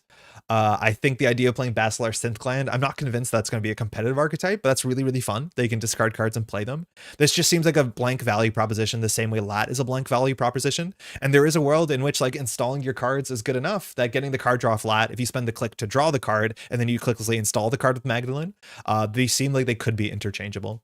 I really like the flavor and this character and the theme behind this character. I think it is in the sort of like, you know, negative shaper space, which is like something we really haven't seen any of, and I think it's absolutely fantastic, and this art is also quite great. VRcation made finally make sense. It's funny, we were almost at that point where VRcation seemed good, and then we saw like the new Diesel, we saw a lot of other stuff, so you probably could still VRcation. The issue is that you only may install one card, so if you overdraw like 4 or 5 cards, then you discard all of them but only get 1 card worth of value, like that might not be the best. But Maggie, so far we haven't seen anything that makes them super special compared to Lat, but besides the flavor and theme. Dewey's like nuclear fusion, fantastic theoretical payoff, but if you get the slightest bit out of control, everything collapses really quickly. I agree. I do agree. It seems a bit potentially frightening. So on the runner side, I think that's actually like a lot of success, if you ask me, for what I'm looking for in a set. I think they all offer relatively different ideas, which is kind of cool, and they feel distinct with their flavor and their theme. I think that's really, really great on the runner side. I like it a heck of a lot. On the corpse side, let me just open a couple of them. Oh my god, the Project Ingatan art. Hero, what the heck? How did you do that? That's incredible. Let's open a bunch of these. Look at all these shiny new cards. 4 missing cards. Is that it? Just 4? The new Diesel works with Synthglands is neat. Yeah, it's really cool. I was hopefully in the camp. So let's just talk about this really quickly. We've now seen 2 cards which are just direct reprints of older ideas that just have new names, new text, new flavor. So we saw Snare, technically yesterday, and then we saw Nano Management, which is Biotic Labor. I was convinced that this is the sort of card where you don't have many levers to work with. There was no way they wanted to print a Diesel type card that had like 3 lines of text. It just did not seem like it made sense for a core set product, let alone the idea with Diesel is it's so clean and so straightforward. And yet, Ritual came out. And Ritual is technically still 1 sentence. It is, I like the idea of this card because it also incentivizes people to play better Netrunner. This is like also really works well with the sort of thematic engine of VRcation and Creative Commission, which are about planning your turn and timing yourself out, which is quite good, like timing your triggers. And this is going to encourage people to draw on click 1, which is the best time for you to do this. This does make the card significantly worse because you can't draw this on click 2 or 3 and feel good playing it, which, you know, a lot of times you will top deck a Diesel and just rip it. So that is a bit awkward for sure, but it's still quite good, I imagine. We'll see if it's a 3 of an every shaper deck. I imagine it can be. If you can figure out how to gain extra clicks, obviously this is even better. But there's not that much click gain in the format, let alone click gain that doesn't require you to run. Yeah, can you splash this? I think you can. I think with Class Act into Ritual, like that's not a possibility because then you're probably going to start with this in your hand. But this is like I don't think I'm going to miss Diesel with this in the card pool, but this is definitely a fair bit trickier than Diesel. Very, very cool. I'm not bullish on Ritual. I think it's going to feel a lot worse than Diesel a lot of the time. Yeah, I do think the game is just going to slow down a bit. So like, I think Nuka is just fine. I do think you're going to plan your turns around Ritual, which is good. I think if you're playing Magdalene, you're going to probably like batch draw last click, which is where Ritual is kind of pretty bad in Magdalene. As much as, for what it's worth, like VRcationing last click sometimes isn't even the best thing you can do, because like in theory you should still Ritual first click and just plan on which card to discard. So we'll find out. Me with my elaborate Julie Wheels click gain engine to maximize Ritual. Yeah, I think that's one of the few ways you can gain clicks. You also do have Peach Sean, but that requires running. As much as Peach Sean, you can get a lot of clicks if you do like Peach Sean Spree. Peach Sean also is a card that I think makes a fair bit of sense with Dewey, which is kind of cool, but very, very tricky as well. which shows good practice, but it's not the savior versus Jinteki that Diesel was. Yeah, but in that matchup, for what it's worth, like Nuka is the savior. You just always leave a Nuka with 1 power counter on it, and then when you do something a bit risky into Jinteki, you just smash the Nuka button. But yeah, yo, how's it going, Cold Lava? Basilar like makes some amount of sense in Dewey, and I think it's what a lot of people are going to try out immediately. I'm pretty sure Pat's going to try this out on Thursday. I'm not convinced it's that great because having low hand size with Dewey is like, or sorry, with Maggie is like not amazing, but it's fine. It'll be fun. Jinteki, you're going to put Ritual and Virification in the deck, or Nuka. I think you're going to put Nuka still. I think Nuka is just very, very, very good. I'm excited for Knife Baz. Yeah, Knife Baz is like kind of fine. For what it's worth, I'm pretty sure that the extra click that you get off of Sable is a lot more impactful, because the problem with Knife Baz is once they res all your ice, you don't do anything. Whether you're still playing Masterwork, then I would imagine that the deck is a bit more consistent in Sable, but it's an angle that you can play. Even as few as like just put 3 cards in your deck so that you can deal with assets, right? Like if I'm dooming about assets, yeah, maybe you can just play Sable Knives and just deal with it. I want Zenith Chip Mag personally. This is the thing, is like I'm not convinced. I don't actually know if having like low hand size makes Maggie better or worse. Because in theory, you still need to draw the same amount of cards to discard cards. The amount of cards, your hand size does not make Maggie better or worse. It just makes your game worse because you can hold less options. Yeah, I do think, yeah, I think of the decks that were playing Diesel, I think they're more likely to splash Nuka than they are splashing, what's it called? The Ritual. For what's also worth, we just saw a Criminal Diesel, so yeah. It's a draw plus low hand? Yeah, I get it. I just don't think you have a reason to play low-handed Maggie. I don't think it makes Maggie better. Right? Like, the problem with discarding cards is not that you need to hit a given threshold. You just need to hit more than your hand size. So whatever your hand size is, it doesn't really move the needle. If I start the turn with 5 cards in hand and my hand size is 5, I need to draw 1 to discard. If I start my turn with 3 cards in hand, I need to draw 1 to discard. Right? Like having low hand size doesn't functionally make Maggie more consistent. You still have to always draw the same amount of cards on any given turn.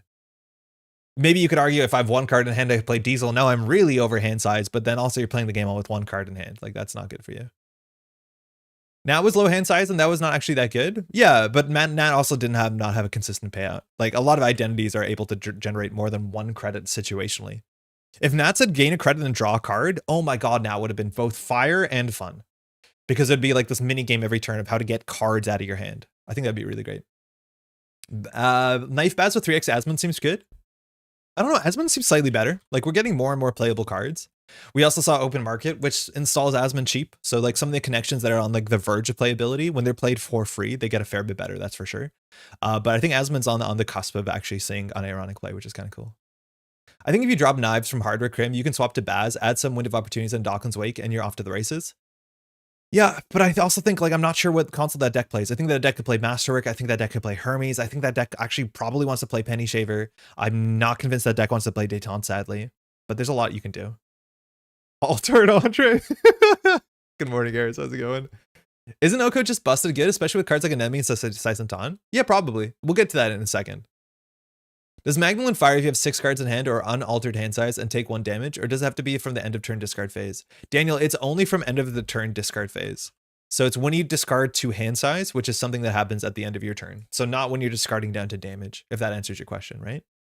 So basically at the end of your turn, after you finish your active action phase, I don't know if that actually is named that on the runner side, and then you have to discard down to your hand size, that's when this fires. Yeah. So like very straightforward, no tricks, just like, well, I'm over hand size, I have to discard past the turn. That's when Maggie fires. I am kind of hyped for Leo Construction for LEO, and I'm so surprised that I like the HB Glacier identity. I think this ability is just kind of really fun. Having border controls on tap makes it really difficult for the runner to interact. I am not convinced you have to run 2 to 3 ice massive servers for this to be good. I think it makes harder for the runners to just click through Biroids, because if they click through a Brawn and you trash it, well, both players' turns are over. You lost a Brawn, which is a relatively significant cost. But this allows you to play like mid-range Tempo Glacier. It's basically like Ag Infusion, and you get the same sort of Ag Infusion puzzles where you're allowed to favorably interact with a run event a turn. And I think that's kind of cool. Neon Static showed off an HB Biroid upgrade, which I was hoping would be in the set. And she can move around, and the art is really good, which is just exactly what this deck needed. We also saw a 3-cost Biroid Ice on this revealed today by Ace Empress. And all of that actually lines up really, really well with Leo Construction. I think real Leo Construction works with Project Imatan really well. Is it Igmatan? Imatan?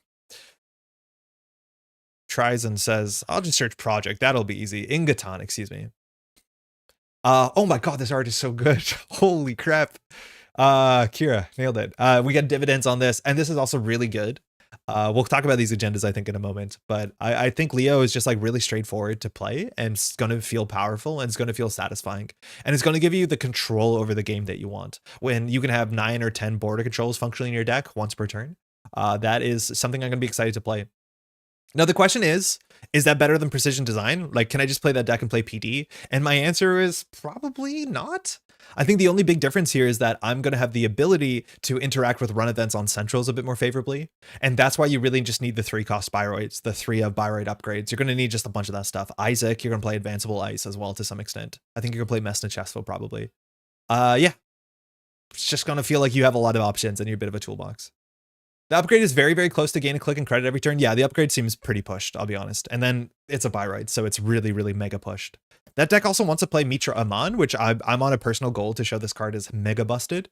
I don't think it's going to be hyper busted in HB, but if Mitra can trade my late game Scatterfield, which is not doing anything at 0 strength, and I can make that to a Bioroid at instant speed for +3 credits, yeah, that's kind of going to be a problem. Mitra Aman now becomes a border control, and it just puts an ice back in my hand.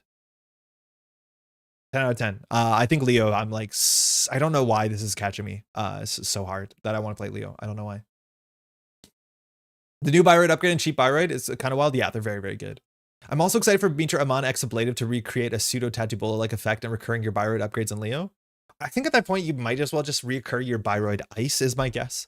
I don't know if you have to do the convoluted thing where you like Mitra and Ablative reses to put something on the remote server, because it has to be on a different server. I think with Mitra, you can just swap immediately on that server and you're kind of good to go. But technically you have the flexibility to get a Bioroid on a different server.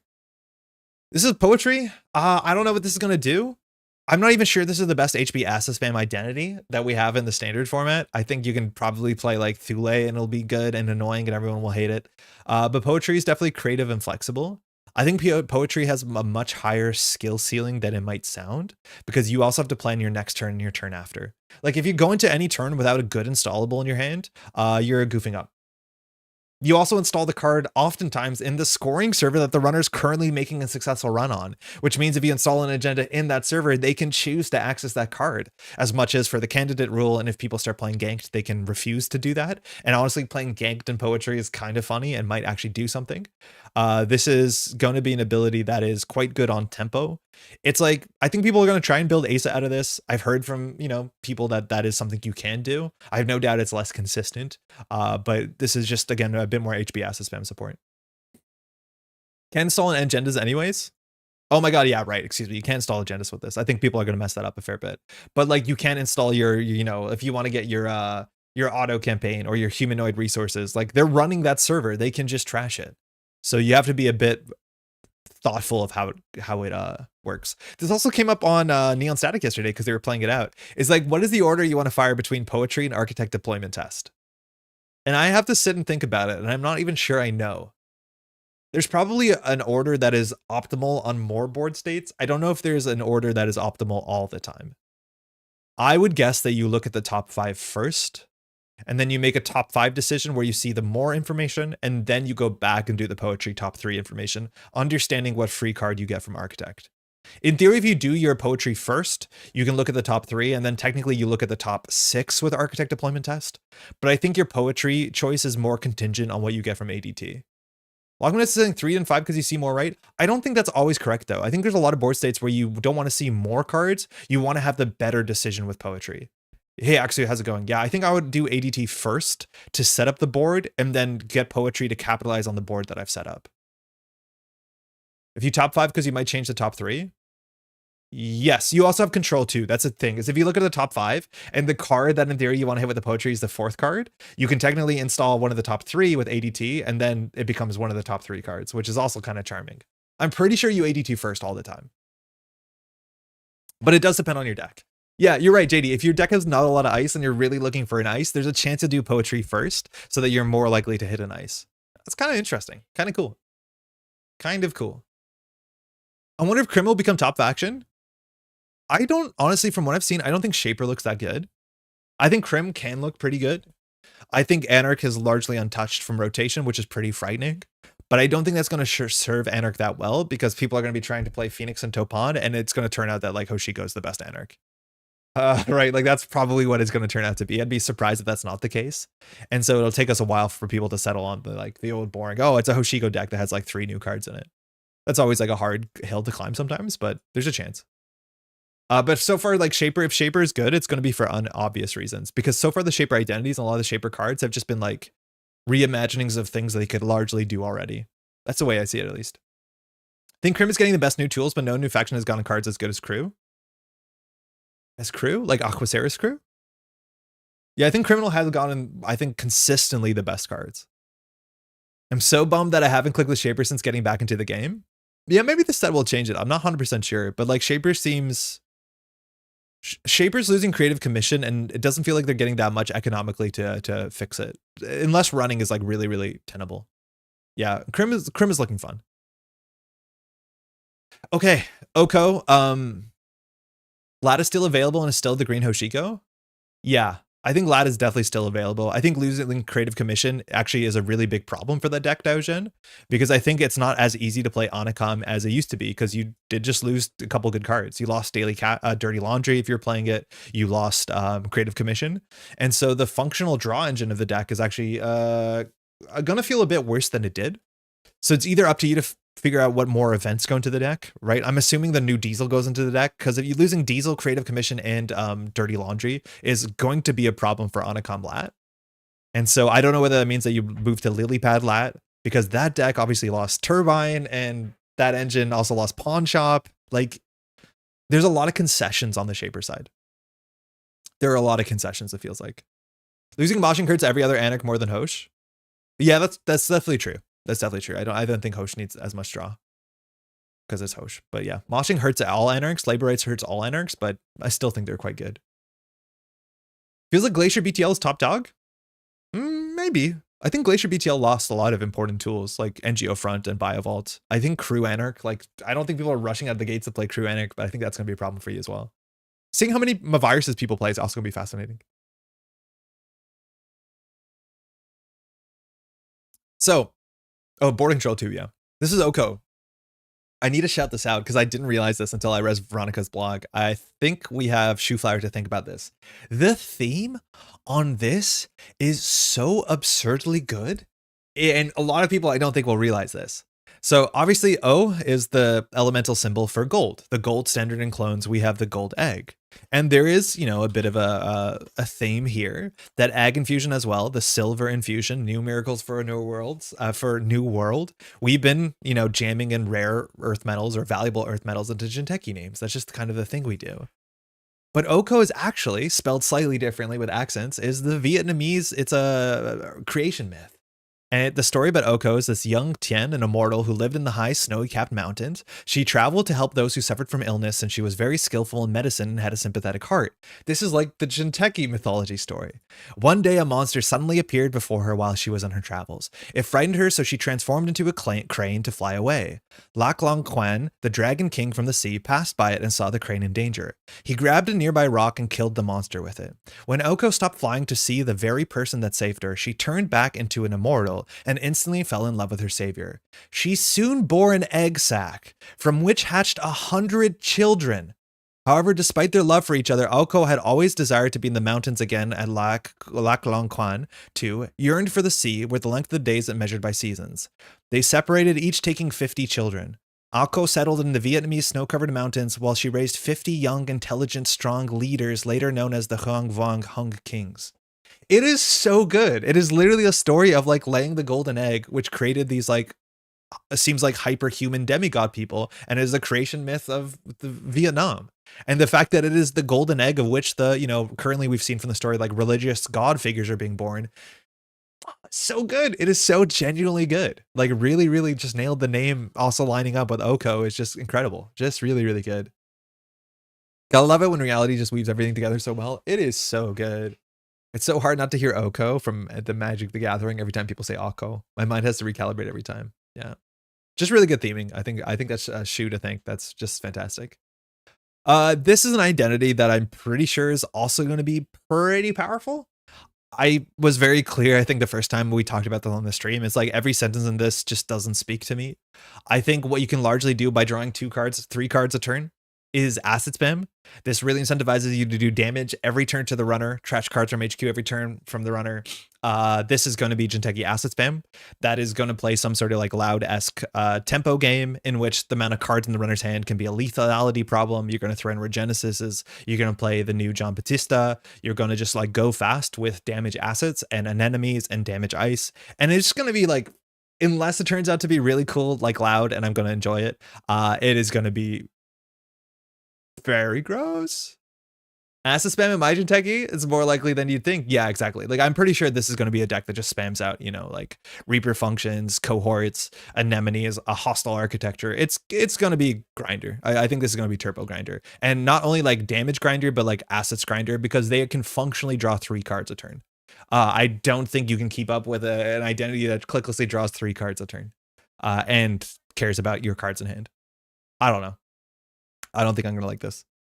When Oko combos often kills the runner in 1 turn, it's OKO. PT and Chen, it's also hard to tell. I know a lot of folks in my testing group think this is like technically like a red PD that can jam out and go pretty fast. I've yet to see it, of course. I think it depends on, you know, how bad it is having 3 cards in hand. And I think with Détente and maybe Shred, that's going to be a bit worse for sure. You can place advancements on Charlotte once. You can like never advance jam by getting those free advancements. You actually pay for them, so they're clickless. And maybe you can push out. We've seen a 3-2 agenda for Jinteki. I'm pretty sure a 4-2 agenda got spoiled today, I think, on the what's it called? I keep always want to say the Shadow Net, but on the Slums cast. So they might have something there. I think maybe the ice is there. Maybe the economy is there. I think we're still missing a couple of Jinteki slots. But if this is just like, you know, big Cerebral Overrider or, you know, big, the one that hurts you, Clearinghouse, it's just not my favorite thing. Pronounce Oko in some circles, just like the corp. Gotta do Turmeric Clearinghouse? Yeah, I think you can. I think you're gonna have finance problems if you do that, but I think you can. So far the Jinteki, not a lot of the Jinteki identities are like, I think for Andre, but that's fine. HB, I think there's some better stuff for me. Oh, actually, this is gonna be a bad little detour here. Nebula Talent Management. Yeah, it's unclear what this wants to do. I feel like we have a lot of decks that play Plutus really well. This is definitely one of them. Now that we have a 3-2 in NBN, there's good reasons to score out 3-2s from hand and just get to points. NBN can now play 4 3-2s, and that's definitely a starting point. I do worry that this is going to play like Hyper Glacier, and I think we saw this on the Backroom Deals. I need to apologize to Backroom Deals. It was like last Thursday. I was like, what else did they reveal last night? And I totally forgot Backroom Deals revealed 2 NBN cards. I watched that stream, and I just missed the name for some reason. Apologies, Backroom Deals friends. But this is, yeah, I'm pretty sure we might end up in a no remote situation where you just fast advance out from hand.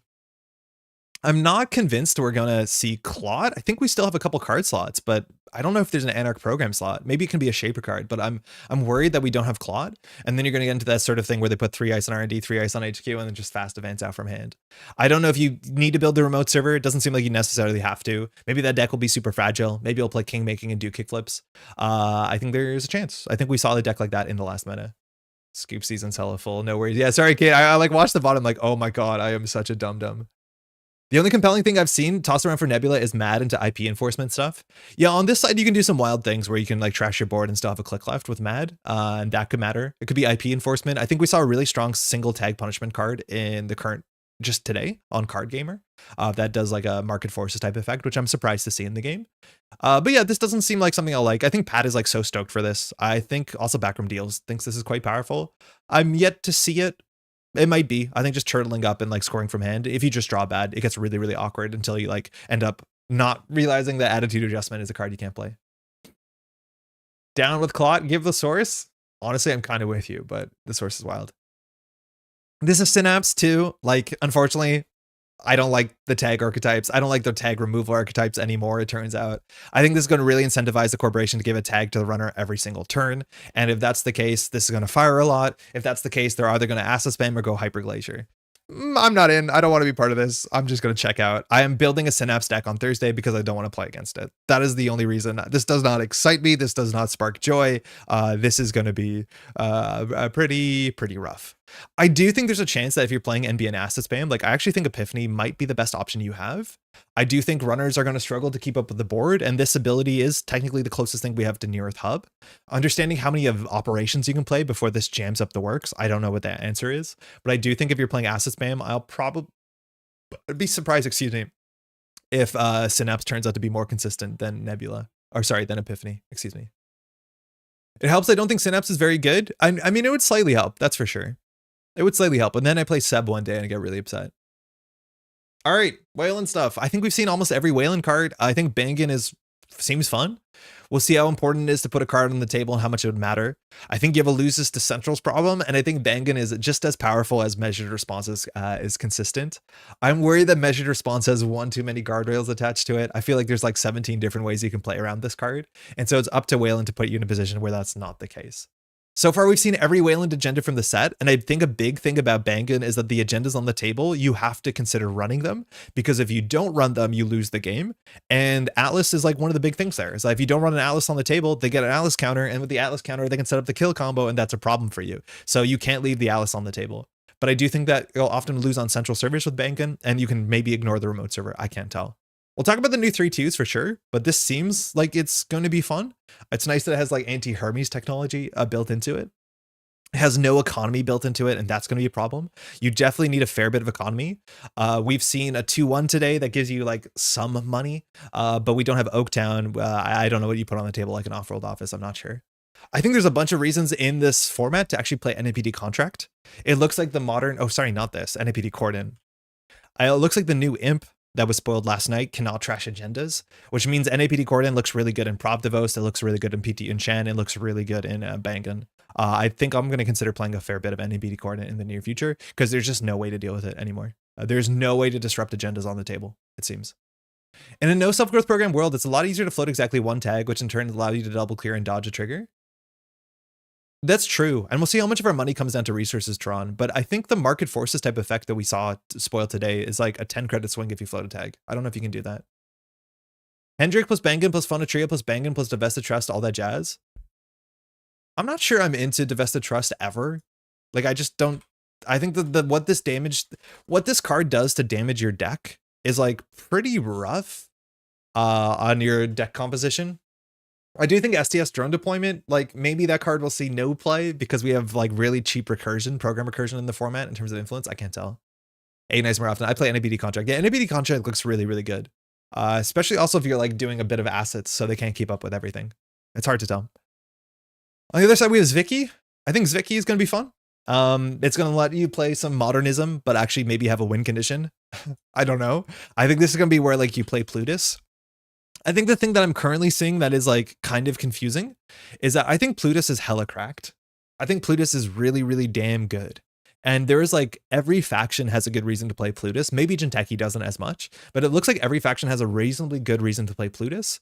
The problem is not every faction has good transactions to play with Plutus. The best transactions to play with Plutus are all HP, right? Like greasing the palm into Plutus, clickless install gain 2, messed up. Red level clearance into Plutus, clickless install, can't be an agenda, still flexibility with that, seems messed up. I feel like there's a lot of ways to fast advance with Plutus and actually make Plutus your win condition, not a value piece, but they're all contingent on relatively heavy HP cards. I think Plutus is actually the card that I'm very quick to put into any poetry deck, because I think Plutus is messed up. I think this is very, very, very good.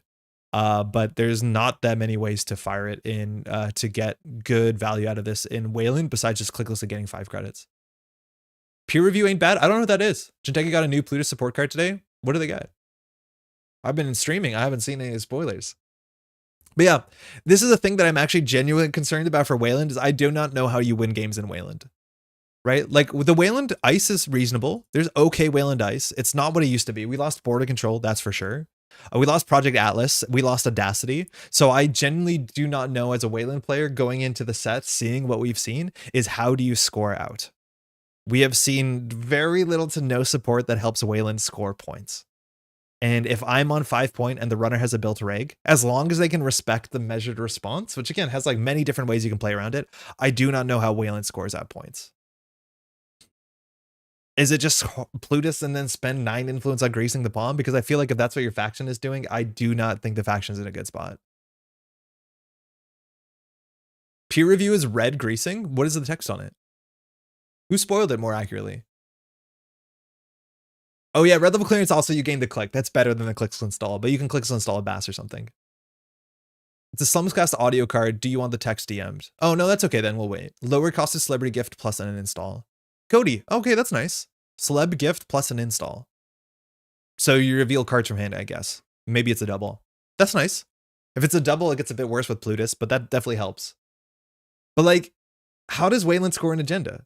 I'm not saying this as a stunt, but like, can someone describe to me how you score an agenda in your Wayland deck? Because I honestly don't know how you do it. You have no defensive upgrades. You have no fast advance in faction. You just have threat. Like the idea of threat. And this is not even relevant till threat 4. Murder's a win condition? Okay, so you lose your first 4 points. Like, I don't know. Be op, tutor Hollowman. Yeah, it feels like maybe op can do something, if anything. I'm not sure how you're fitting Plutus into poetry. You need as many operations as where them poetry scores with. I think you need a couple, but I think you're going to draw through your deck relatively quickly. I think you're right that poetry doesn't like to play a lot of operations, but when you're playing things like, humanoid resources, you need a modicum of operations. So I'm assuming you play red level clearance. One of the best things you can do in the format, mind you. Click 1, red level clearance, install a card, gain a click. Clicks 2, 3, and 4 humanoid resources. Like you can do this on turn 1. My goal on Thursday is just to do this on turn 1 as consistently as possible against Patrick. Because that means you start turn 1 with extra credits, you draw 4 cards, you install 2 and you play an operation. This is absurd on turn 1. If you have this 2-card combo, which they should both be 3 ofs in your deck, you can humanoid turn 1 before the runner has a turn. Like you can't do that with Rashida.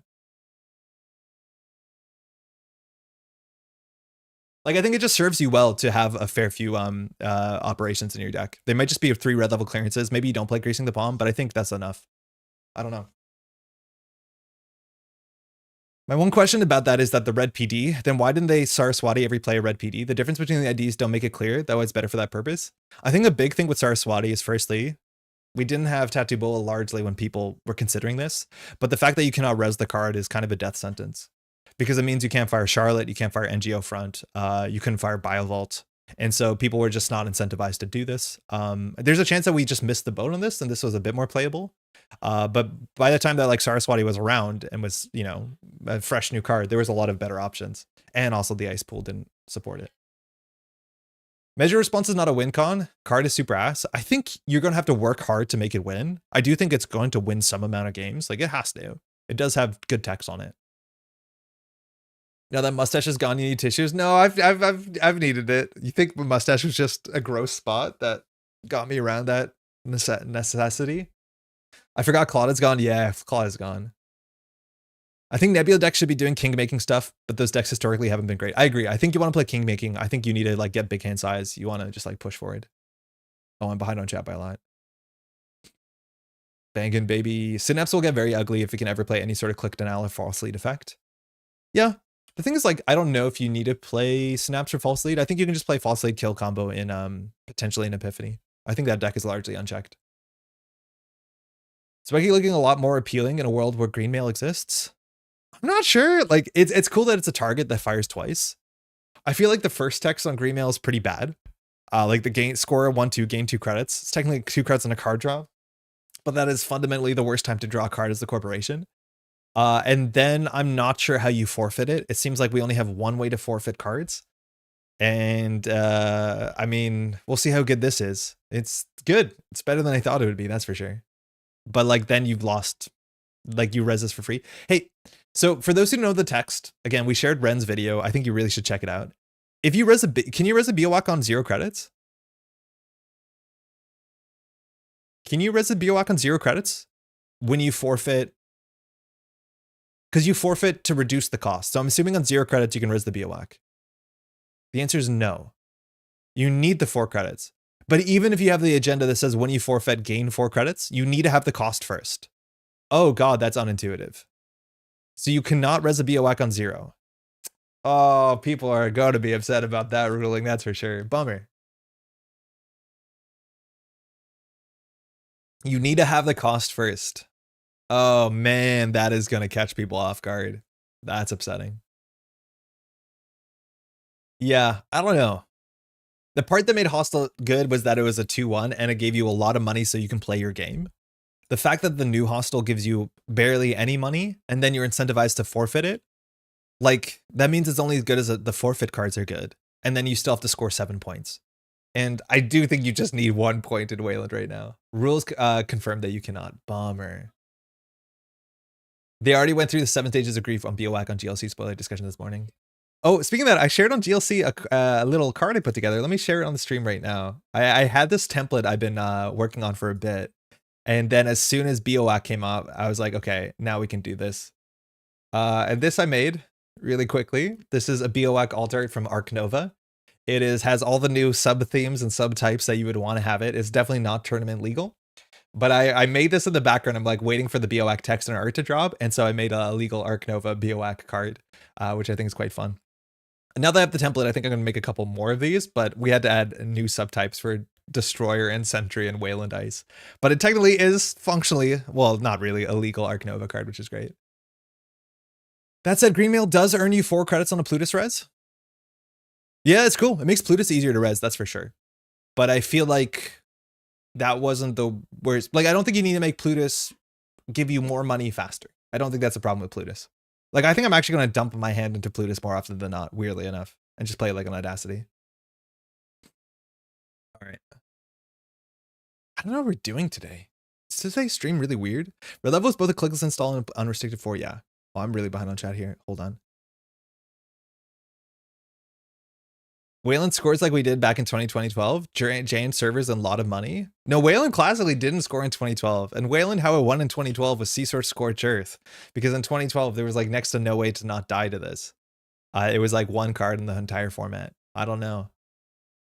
You can res BOAC on 1 credit with Mitra? Yeah. And we will. We will feed people BOACs out of nowhere.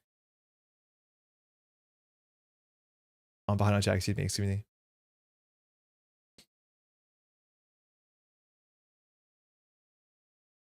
Seven stages of grief. That's a Green Mail does earn 4 credit. You can res BOAC on 1 credit with Mitra. I think more money faster than Holloman works for Pluto using. Like, is that the idea? The only win condition you have in Wayland is Holloman? Right? Because you can make money quickly, so then you can score out agendas quickly. Is that the entire faction? The Holloman faction? I'm not sure. I'm sad that BOAC doesn't have the hush bonus like Archer. It's actually actively good to hush a BOAC, which is wild. There's now no punishment for hushing Wayland's cards, if I'm not mistaken. It's only good. Also, on that note, I think people are unironically considering Monkey Wrench. And this is what I mean when the format gets lower power level, like it actually unlocks a whole bunch of cards. There's a chance that Monkey Wrench is worth playing. In Shaper, in Anarch, this is where it's going to be fun. It's a 2-cost program, perfectly for Topon, playing Lilypad, as I will. That's what you do. Oh, actually, hold on. That's a huge call. The one thing that Wayland can do is Slash and Burn. I think Slash and Burn is one of Wayland's possible win conditions. But like, it seems like we've seen a lot of win conditions which are just that score out a bunch of 3-2s. And I don't know if that's going to line up really well. Because I think you need your agendas to do something. This was very notably back in the day, like, and by back in the day, I mean like 10 years ago. Scoring out a blank Project Vitruvius and scoring it out with a Biotic Labor, paying 6 credits in HB to score 2 points was a totally good game plan. Like, that was a play that corporations were happy about. If you asked me about this like a year ago, 6 months ago, if someone played Biotic Labor, installed Vitruvius, triple advanced Vitruvius, and it just got them their 2nd or 4th point, you would think like, oh, I guess I'm going to win as the runner. But back again, 10 years ago, that was a line. They were like, oh crap, I have to do something or I'm going to lose. And I'm wondering if we're getting back to that. I honestly have no idea if we're getting back to that or not, because it kind of feels like it. It does kind of feel like it. You still don't want them to hush the bad pub ice, Valenchow or Trebuchet. Oh, that is true. The question is, are we going to see this ice anywhere? Without outfit, are people going to play Trebuchet? Still good text. I think Valenchow is slightly more likely to see play because the tag text, you can technically set up a server in which you don't have to do this. You also can just remove the bad publicity. We do have 1 or 2 cards that remove the bad publicity. But it's going to be interesting to see if these cards see any play now that the bad publicity support. Like, oh my god, Regulatory Capture just absolutely caught off guard by rotation. This card is, I would assume, unplayable. Man, you had to say 10 years ago? Yeah, you know. Power creep in customizable card games is real? Yeah, to some extent, but it's not even just like power creep. There was a concerted effort to speed the game up. Doesn't exactly mean that the cards are more power. Yeah, no, it does actually. Reg capped. The faction with no good 5/3 also being the faction that doesn't have 7/3/2s is certainly a choice. Kyle, which faction? The faction with no good 5/3 being the faction that has 7/3/2s is certainly a choice. So what factions have 7/3/2s? Jinteki has 7/3/2s. Wayland has 7/3/2s. HB has 7/3/2s.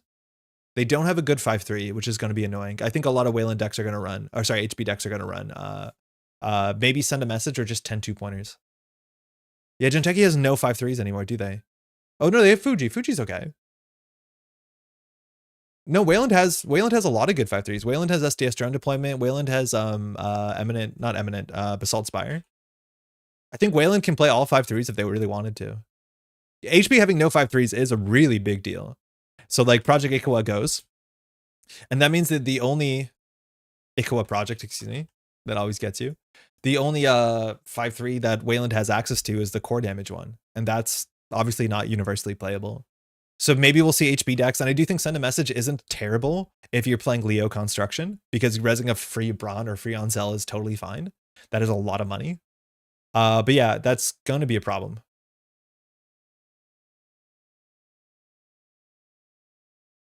Good old silly salvo. Yeah, I don't know how people are going to react with that.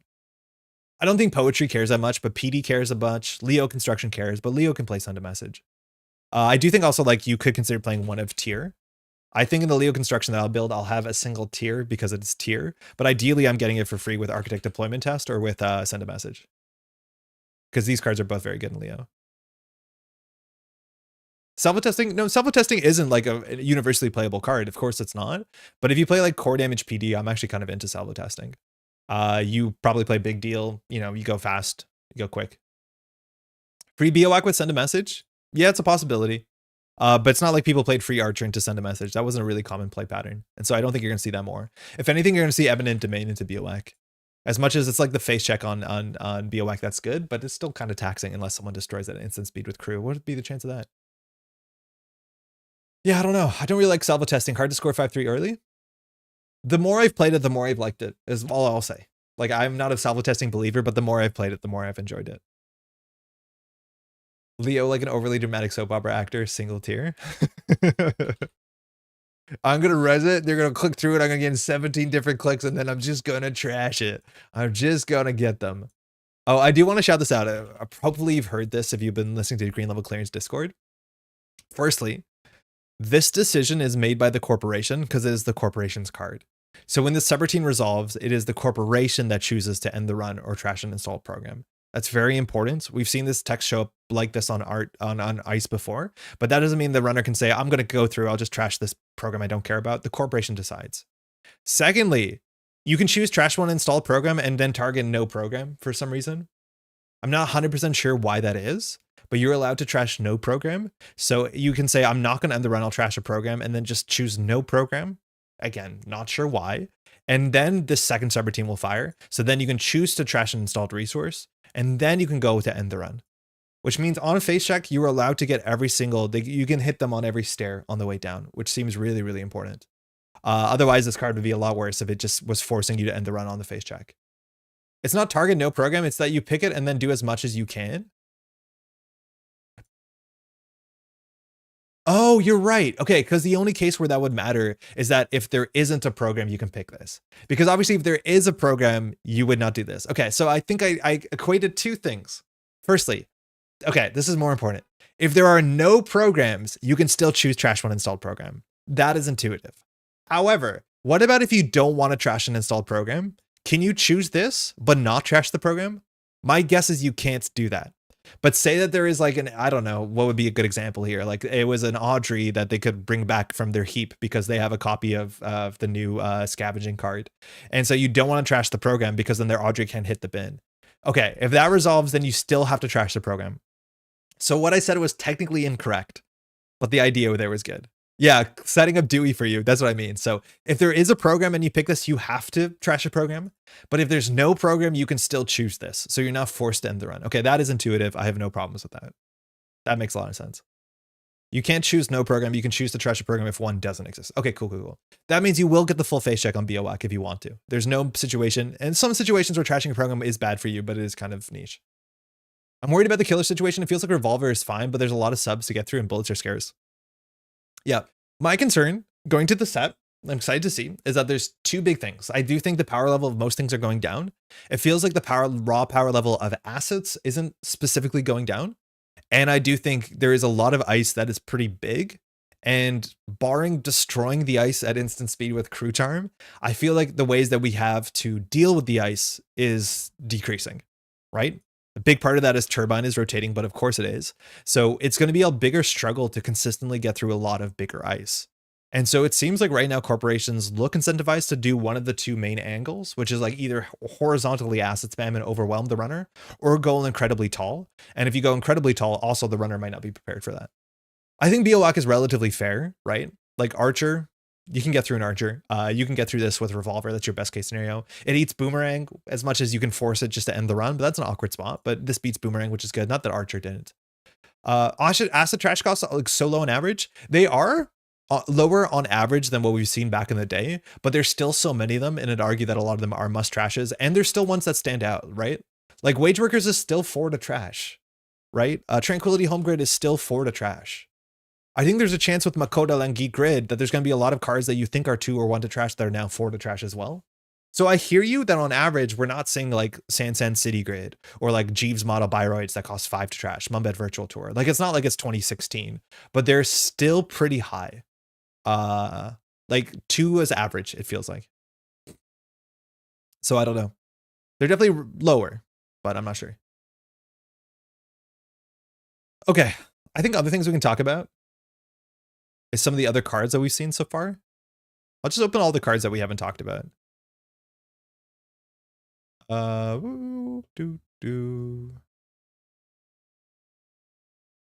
We have talked about this.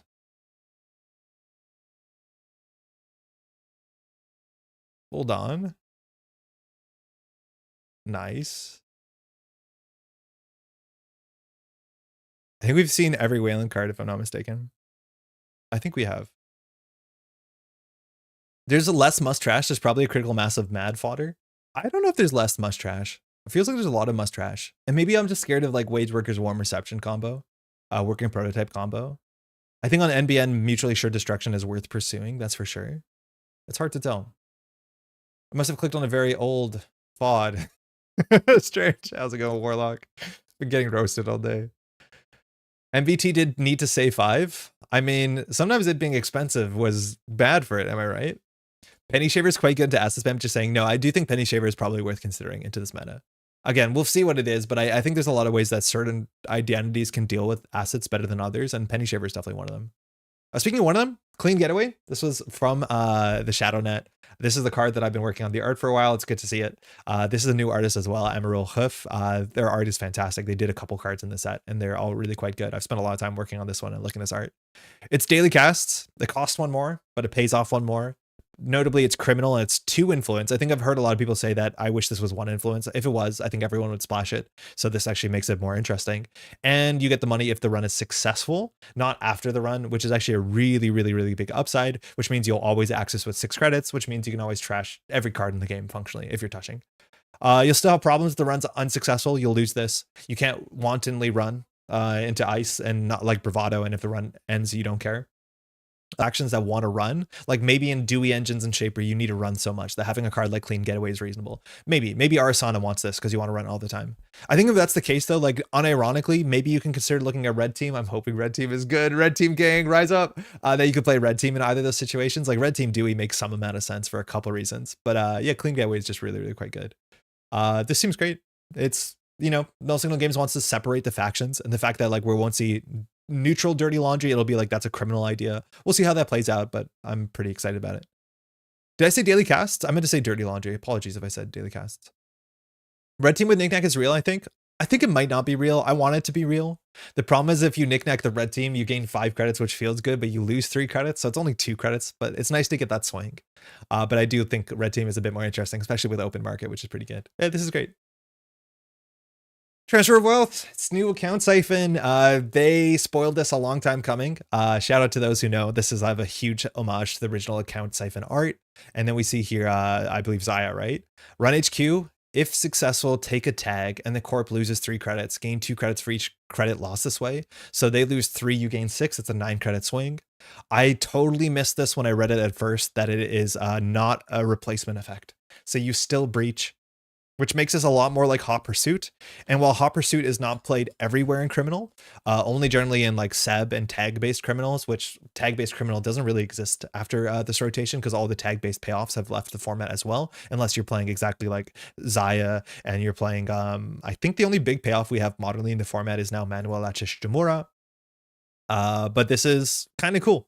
It's less on clicks. It's less of a credit swing, but it's easier to play. The big problem is this tag clause. Understanding how bad this tag clause is, and if we have better ways to clear the tag, that's where it's going to really change, because functionally this does become a 2-click run. I think in context too that we get the mag electric so that you can do a transfer of wealth into an immediate derez. That's where I get really excited about this. But I'm actually kind of into this one. It feels less impactful because lose 3 credits isn't that huge of an amount. It's like annoying for the corporation, but it's not game winning. So it's more about like putting these tactically to slow the corporation down than it is dragging them into the dirt. I think I like this a lot, especially that's not a replacement effect. I think that's incredibly generous. If this wasn't the case, this card would be very bad for what it's worth, but yeah, I like this a lot. Our research says the public viewers higher credit cost has higher numbers than lower credit costs. Historically, this has been a liability. Let's make it a strength. Knick-knack, probably. How's it going, Sanjay? Double transfer to Lilo seems fun. Yeah, I think we'll see Lilo in this fan, but the question is whether you float a single tag so that you can shake 2 tags for like cheaply. I think there's some interesting conversation to be had there. I think buy bans is probably the best way in the format to clear tags.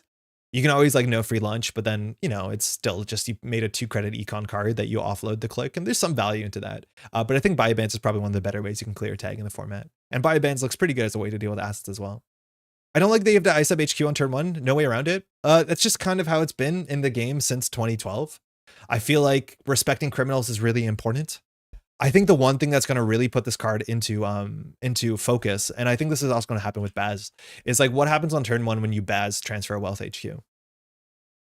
Say on turn 1 as a corporation, you like hedge fund, you iced up both central servers, not archives, and then click 1 Baz transfer a wealth to you. What do? And this is exactly where I think Baz is going to be a bit tilting, is that if you res the ice, say you spend 6 credits resing the ice, 5 credits resing the ice, and then they drop a boomerang from hand, and now the corporation has a res dice on HQ, but they only have 2 credits because you took their money away, and you can probably flip the tag on turn 1. Well, if you don't res the ice, well, then they get into HQ and they just get the transfer of wealth anyways. I don't know. It feels like you might not be able to res the ice.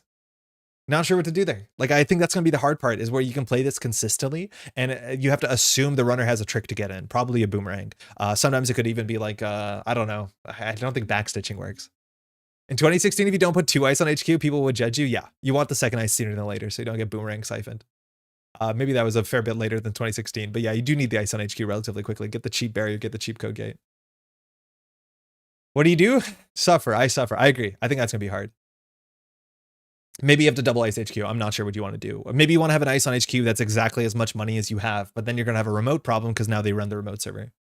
Yeah, I think making them have it is like maybe an option, but I think if they're making the play, they probably have it. That's kind of the neat thing about transfer of wealth, is that the same way account siphon to some extent, if you transfer wealth and then the corporation reses a 5 credit ice on HQ that doesn't have a face check because you have no programs or resources or anything, that's kind of an okay trade. That's kind of fine, honestly. And then you just run the remote server. Faust Hate Bear, I think it was 2016. Yeah, that sounds about right. Backstitching only if you had a way to mark the mark. Yeah, so you'd have to play it in Sable or play other mark cards, but then you're not Baz half the time. Yeah, so I don't know. Seems a bit worse at doing exactly what Diversion or Account Siphon did, but also seems a fair bit generous. I'd actually much rather quickly compare this to Hot Fursuit, and I played a heck of a lot of Hot Fursuit this year, that's for sure. I think for Seb, it's unfortunate this card was 2 influence, this card's 4 influence, and I think as Seb, you want to play 3 copies of this, but I honestly don't think you can afford to do that. So I don't know what to do about it, but I'm glad that this card exists in Criminal, specifically when you're playing, like, this is one of the big problems if you play System Gateway. There's no reason in the format to ice HQ. And now there is a reason to ice HQ in the format. The only punishments you had is like Zaya with Docklands, but otherwise, as long as you keep HQ clean when you play System Gateway and plus Elevation, now you actually have to ice up HQ, and I think that's good. Another thing, you can opt out of the cred drain and tag like you can with Doof and Siphon. Yeah, you're right. You can't opt out. And you take the tag no matter what. That's kind of weird, isn't it? Account Siphon was not optional. No, Account Siphon was optional. Same with Diversion, right? You may force, yeah. So this is you may force, and Diversion, as we know, is also you may force. So you can't opt out. So no matter what, you're transferring wealth. That's kind of funny. That's really weird, honestly. Some nice Hot Pursuit homages in the UK Slack today. Oh, very cool. Yeah, I don't know. There's a chance that this is not a 3 of in every criminal. There's a chance. I think in Moosely Hot, you're definitely going to play this. I think in Baz, you're definitely going to play this. Some, mind you, Zydex didn't play Diversion of Funds, and I do think the Corp losing 5 credits is a bit more impactful, as much as a double does suck, but that makes it harder, right? Like, if you pay attention, when we're playing against criminals, I'll try and express why I'm doing certain things, but I'll always make plays being like, I don't want to push in a remote server right now with an agenda, because while I can res the ice on the remote server, if they diversion me, and it's turn 6, we haven't seen a diversion, I can't res my HQ ice, eat the diversion, and then res the ice on the remote server. That is the threat that a criminal puts off the more experienced you are at the game, and this does less of that. It definitely does less of that.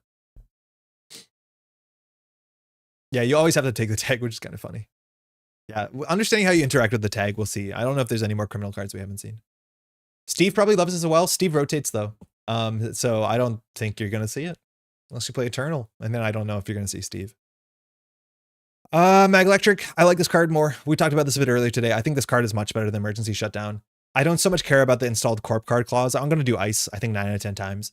But the fact that you can set this up and it fires at the same time as a transfer of wealth, that you don't have to hold it into your hand, that the turn that you're doing your cool criminal heist, that this is already pre-installed. So you can do like, okay, I'm going to do a transfer of wealth, de-res the ice on the remote server, bravado the remote server, reprise, run R&D. Like, it sets up those powerful turns. And I think those powerful turns are going to be quite satisfying to play.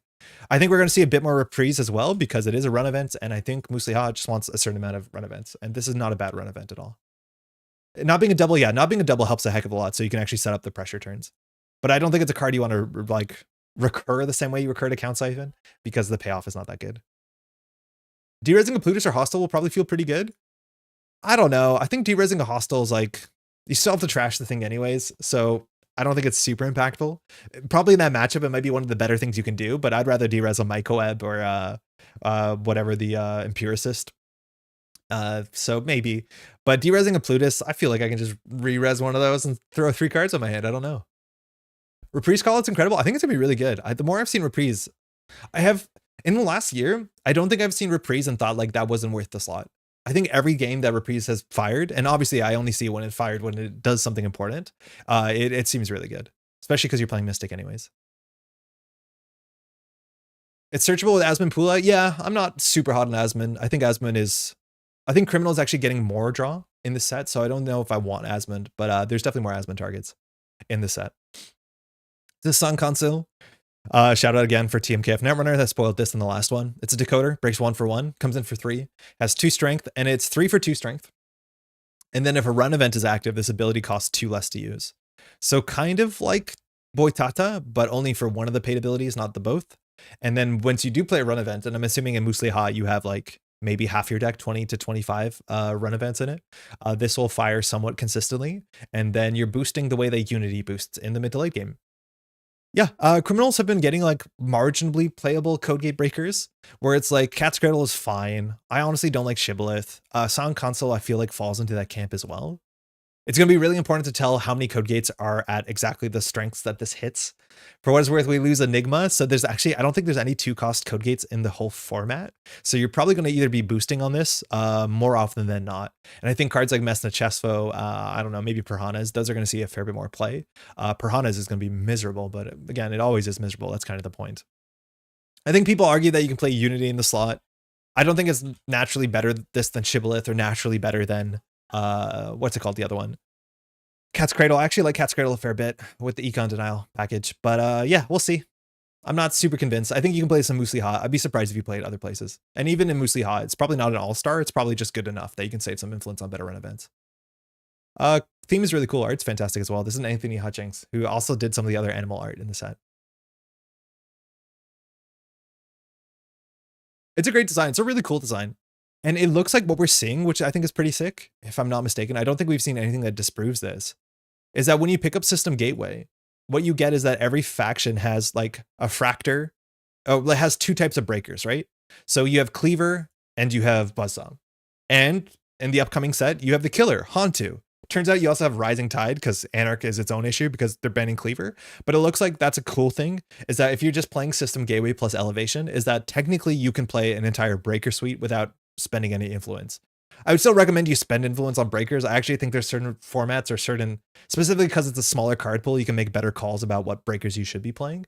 But for instance, in Criminal, like you can play Carmen. I probably wouldn't play Marjana. I would splash for that. I always splash for, you always play Cleaver, mind you, if you're playing System Gateway. And then you can play Song Council instead of pulling in Unity or Buzzsaw. And I think if you play System Gateway, you just always play Buzzsaw. So I think that's cool that it opens up a fair bit. Of course it is.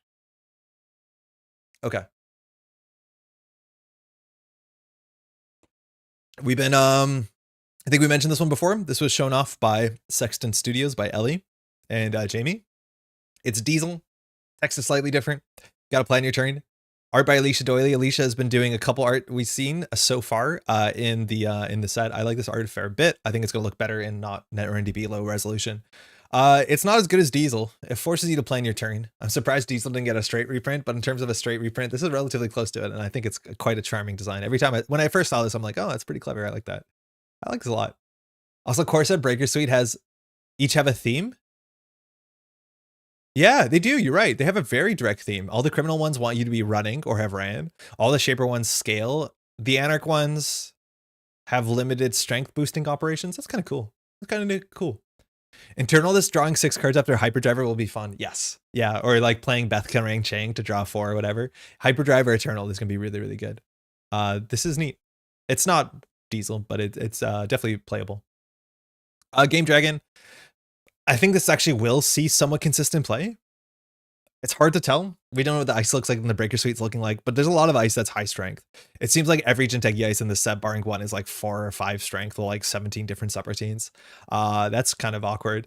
I don't love this as like a solution. People like the idea of playing this in Criminal so you can hit certain breakpoints. I think it's going to come down to breakpoints. The problem is that you can't tutor this card and it's a bit clumsy and it's a bit unique. But like abstractly, getting your Carmen up to 3 strength really matters. So you can break a drafter or a doom scroll or whatever. But the issue is I don't think that's a bulletproof solution. I think I'd rather just play Leech. I feel like this format wants you to run a lot, so having Leech counters seems pretty valuable. But yeah, this is definitely going to see some amount of play. The question is where and whether it's worth the slot of how slow it can come up and show up. Game Dragon is a great buff for stealth. Yeah, stealth or anything that has like a limited way to boost makes a lot more sense with Game Dragon. Like, do you play Hantu with Game Dragon? No, I think you just play Leech or you play Crew.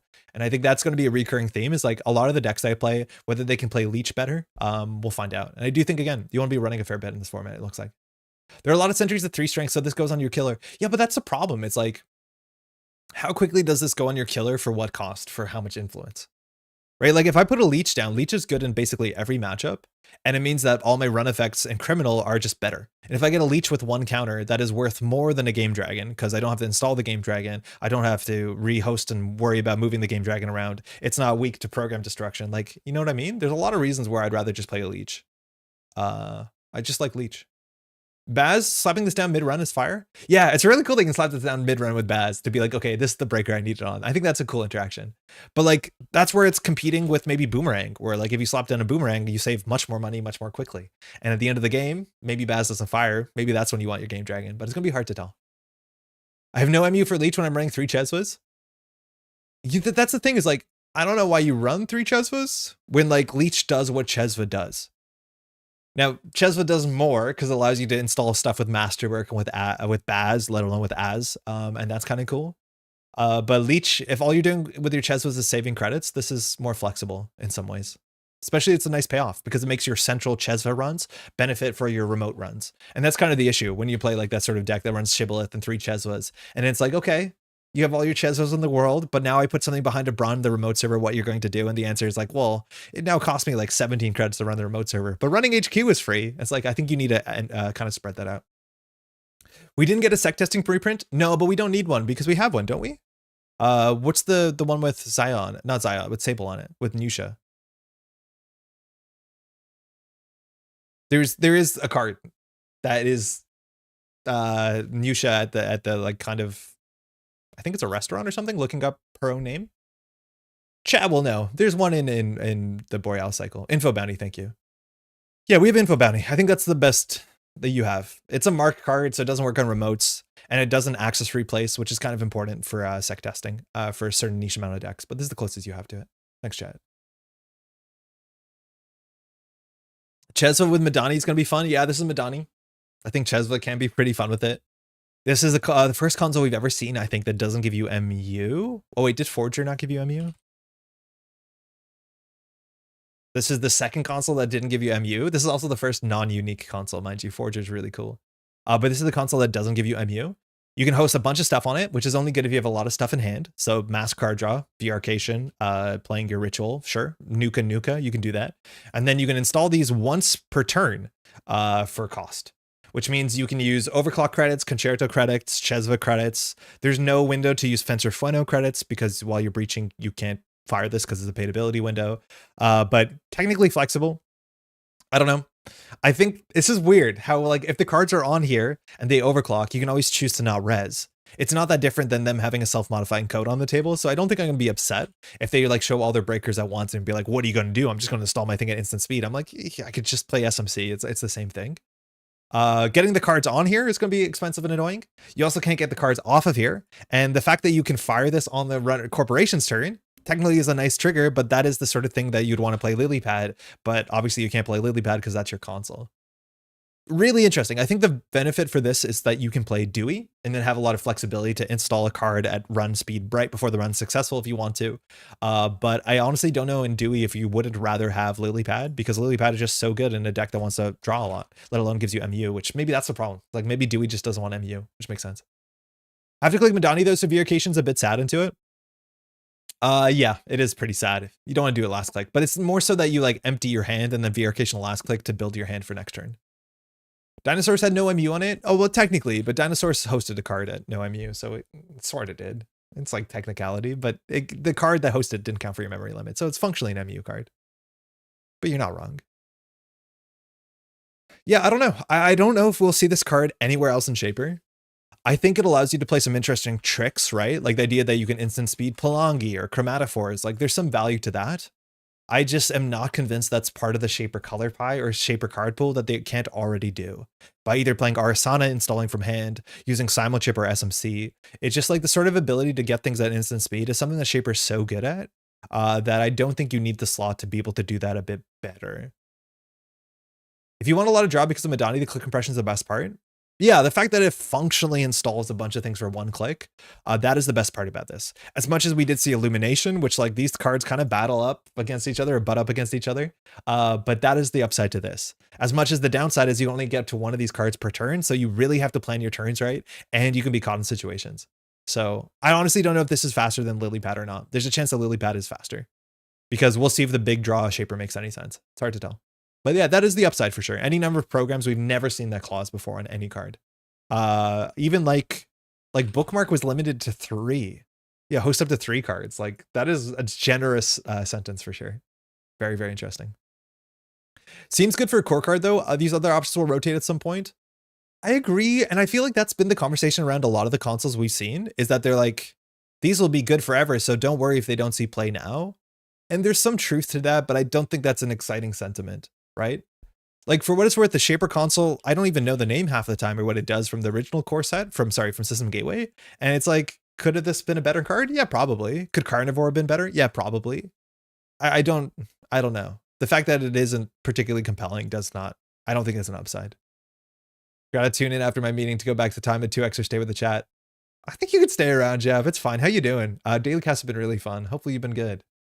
Somebody run throwback so I can pick Nasir and play this. This and Nasir would be really fun, but if that's the case, you can just play Pawn Shop, I think. Cool thing about Madani is that you can draw more than 5 cards and on your last click install half your hand, although that's just the dream.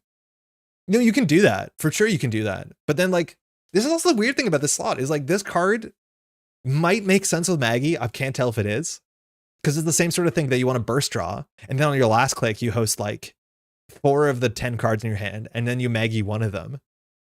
It just feels like it's a lot of things to do slightly value-based Shaper.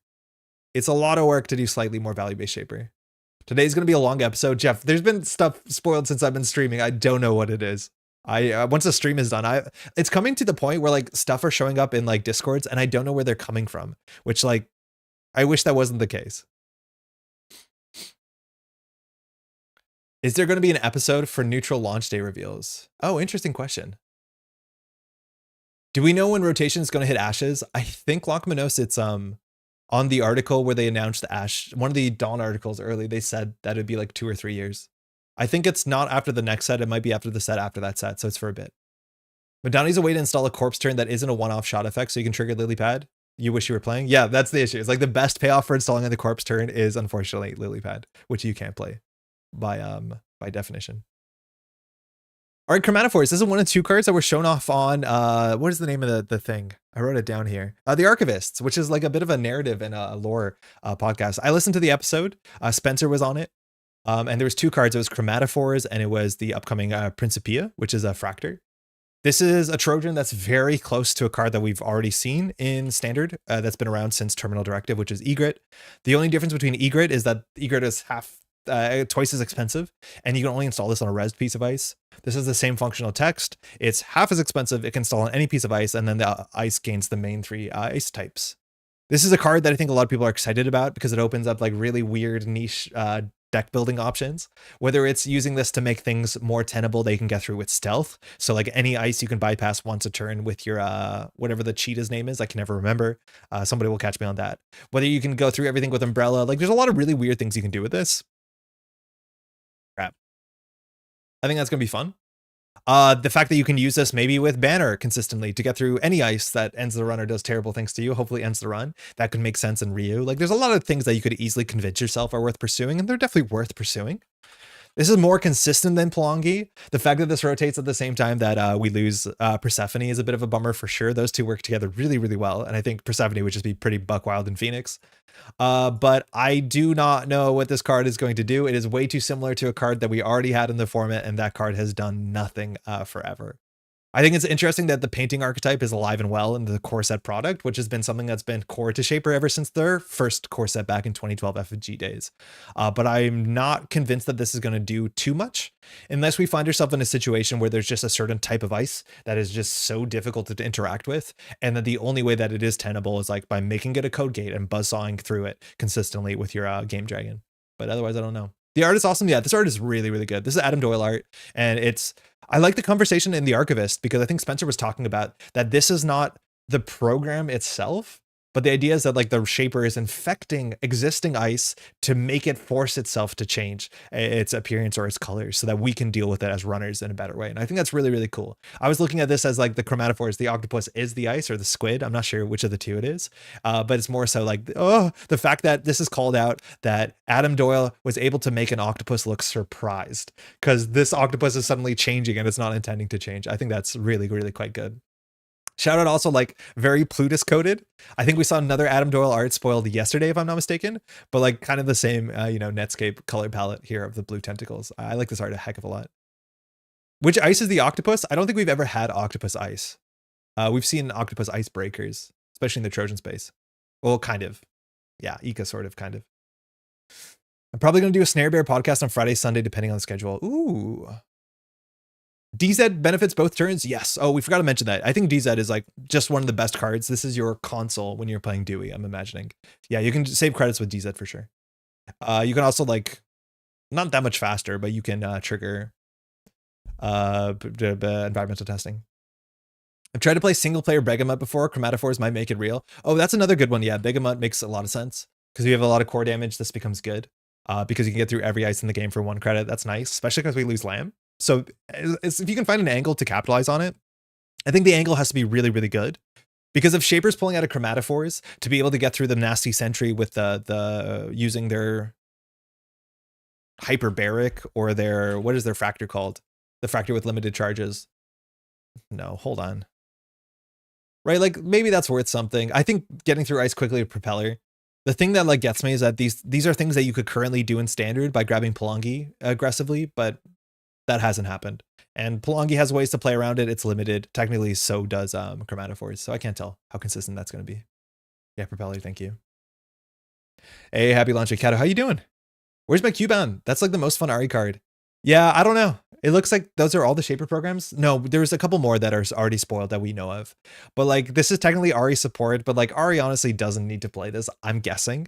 Unless Ari's playing Umbrella and really needs that text. But like Ari can just as easily chromatophores as Ari could in theory hit with a Slap Vandal. Now that's not the case because Slap Vandal has downsides, can only break one subroutine. But as much as this is a Trojan, it's like I'm imagining we're gonna see it in other places besides Ari. I don't know. I feel like Ari still gets support in this set, but it is, yeah, I would love to see Cubon. I think it's one of the coolest cards. The Chromatophore combo is like Umbrella. Yeah, there's a couple combos. I think Umbrella makes sense. Begema can make sense. Propeller can make sense. Revolver can make sense. Stealth could make sense. The problem is usually if you're spending that much effort to be able to break ice, it either has to be massively unfair, the ice has to have no other good way to deal with it, or the meta has to be defined by those problems. And it's usually not that case. Right? Like there's a while that you can make things into barriers with Pelongi and get through with Paperclip. And sometimes that was worth doing. It wasn't like a tier 1 strategy. But the idea is that you could Paperclip through an Anansi for 4 credits was like kind of really, really good. And then you could face check freely with a Pelongi. Like that's kind of more the upside. And for what it's worth, Pelongi is a bit easier to get on the table. Chromatophores, you can't even install. You have to get it onto a piece of ice. So you have to like pre-install and then run. As much as Shaper can do tricks. The only thing I'm kind of worried about is that we've seen a lot of good assets in the set and only one card that aids in trashing them once. Yep. Yeah, no, I agree with you, Chinchling. I'm really nervous. Pretty nervous. I'm nervous. The assets seem good. Principia. This art is like, there's going to be equations you can see. I am assuming these are like quadratic equations, like to calculate the parabola of the bounce of these balls off of the apple. The Principia Mathematica, I think I've read part of it maybe in school. I don't remember it too well, but shout out to the Noon gang. Art's great. This program costs 1 less to install. It breaks 1 for 1 subroutine, 2 for 2 strength, which are like kind of middling numbers, but not terrible. This is a program that wants more programs or more icebreakers installed, just like Unity, just like Echelon, which is really cool to see. I think the consideration with this breaker is like, what can you do with this with Knickknack that you can install it cheaply, sell high? I think this is a very unique card like that in the format. I think you could, and I think this is obviously not going to be consistent, but I'm kind of want to play a Dewey deck that also plays what's it called? Cyber Trooper to loot. And then like you use this cheaply and then you sell it. At the end of the day, is that better than playing Gauss? Probably not, but I do think that's going to be fun. And I think using this as another pseudo soft engine piece, the way they use Coalescence, at least gives you a bit of flexibility. I don't think the numbers on this are fantastic. I don't think it's a great late game fractor. I don't think it's a good early game fractor. I think it is technically a fractor, and we'll see if it sees play as a 3 of, just to have engine pieces that you can push yourself forward with what's it called, with Knickknack. It's hard to tell how many cards you need for Knickknack to be okay. Kind of hard. Fencer Fun has the last laugh. Yeah, but she doesn't do enough fast enough. She's still playable, I'm assuming. Fencer works with Illumination? Yes. Yeah, same way that Fencer works like Biobands. There's some like really cool interactions between Fencer and some other stuff you can do. I think the design of this is really cool, and like the Shaper Fractor shouldn't be like that good. On the Shoulder of Giants is like, I think this was shouted out in the podcast as maybe Nelson Hill Games giving a bit of reference to the old FFG days. It's not, maybe you're reading into that, but I think that's quite cool. I think this card's neat. I don't think we're gonna see it everywhere, but there's a chance you have to keep it in mind. All right, let's just finish off the corpse up. So things that we haven't seen: 3/2s, new subtype, dividends, plural. So we saw a dividends 2 card. And so people were right that they were speculating. So Dividends 1 says, when you score this agenda, place 1 advancement counter on it for each excess advancement counter. And it looks like we saw Dividends 2 today, which says place 2 agenda counters on it. I think a lot of people assumed that it would be for each advancement counter twice over its excess, you know, like Project Beal. But it just seems like Project Beal cannot be templated with Dividends unless you start using fractions. So this is a 3/2, but if you score it as a 4/2 or a 5/2, you get counters on this. And how do you use the counters? It seems like all of the countered agendas, the dividends as agendas in the set, have a weird trigger that we haven't really seen before on any agenda, let alone corp card largely, which says when your discard phase ends, you may remove a hosted agenda counter to install a card from archives, ignoring all costs. This is the same for the Wayland, and I think for the Jinteki one as well. They all have when your turn ends triggers, which is an easy thing to miss. It's also like you can set up your whole turn and then fire it if the turn works. So that's a bit generous, but yeah, it's hey Bat, how's it going? It's not Vitruvius. I feel like this would be a hard bridge to cross. Is that we're losing Project Vitruvius, we're losing Project Atlas, and we're losing Beal. And these agendas have been around forever, literally over a decade, and these have been some of the best agendas you can play. I love Vitruvius. You over advance Vitruvius, you have an instant speed paid ability window to grab a card from archives to HQ at any instant speed.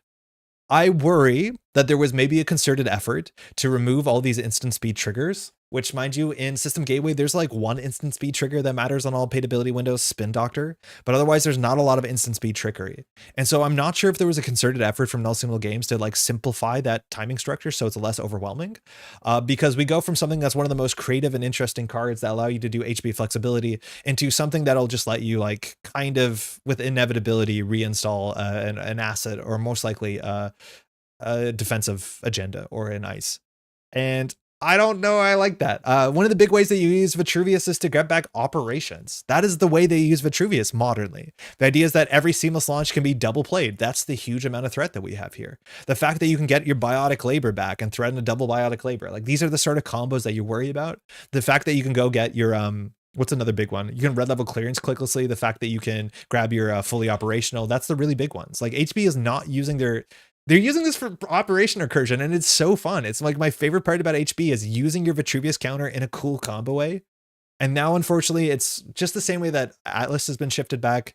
It is moving it to something a fair bit less flashy and something that feels more like inevitability than it feels like kickflip. I don't think I like that. I think it's going to take us a while to like get used to that like change of power. I honestly think, right, if there is an effort, and this can all be in my head, so don't take my word for it. If there is a concerted effort to like simplify the timing structure for newer players, potentially, this is actually a timing structure that I think excites people. Like, I remember the first time that I saw someone use Project Atlas to shuffle R&D after I've ordered the top of the deck. And like, I was like, oh, wait a second, this game is really cool. This game is hella cool. That you can use this flexibly at every paid ability window. It's not actually actively a nightmare, but it actually allows people to do creative expression, and it opens up the game. And this just feels like an uncreative card. This just feels like, okay, I'm going to bring back my, what's it called? My Anoetic Void. I'm going to spam out another Wage Workers. I'm going to put another End the Run Byroid that I can trash on instant speed. This just doesn't feel fun to me, I don't think. I think as a 3-2, it's very playable. I shouted that multiple times in the stream. Kira, this art's so good. It's so good, this art. Oh my god.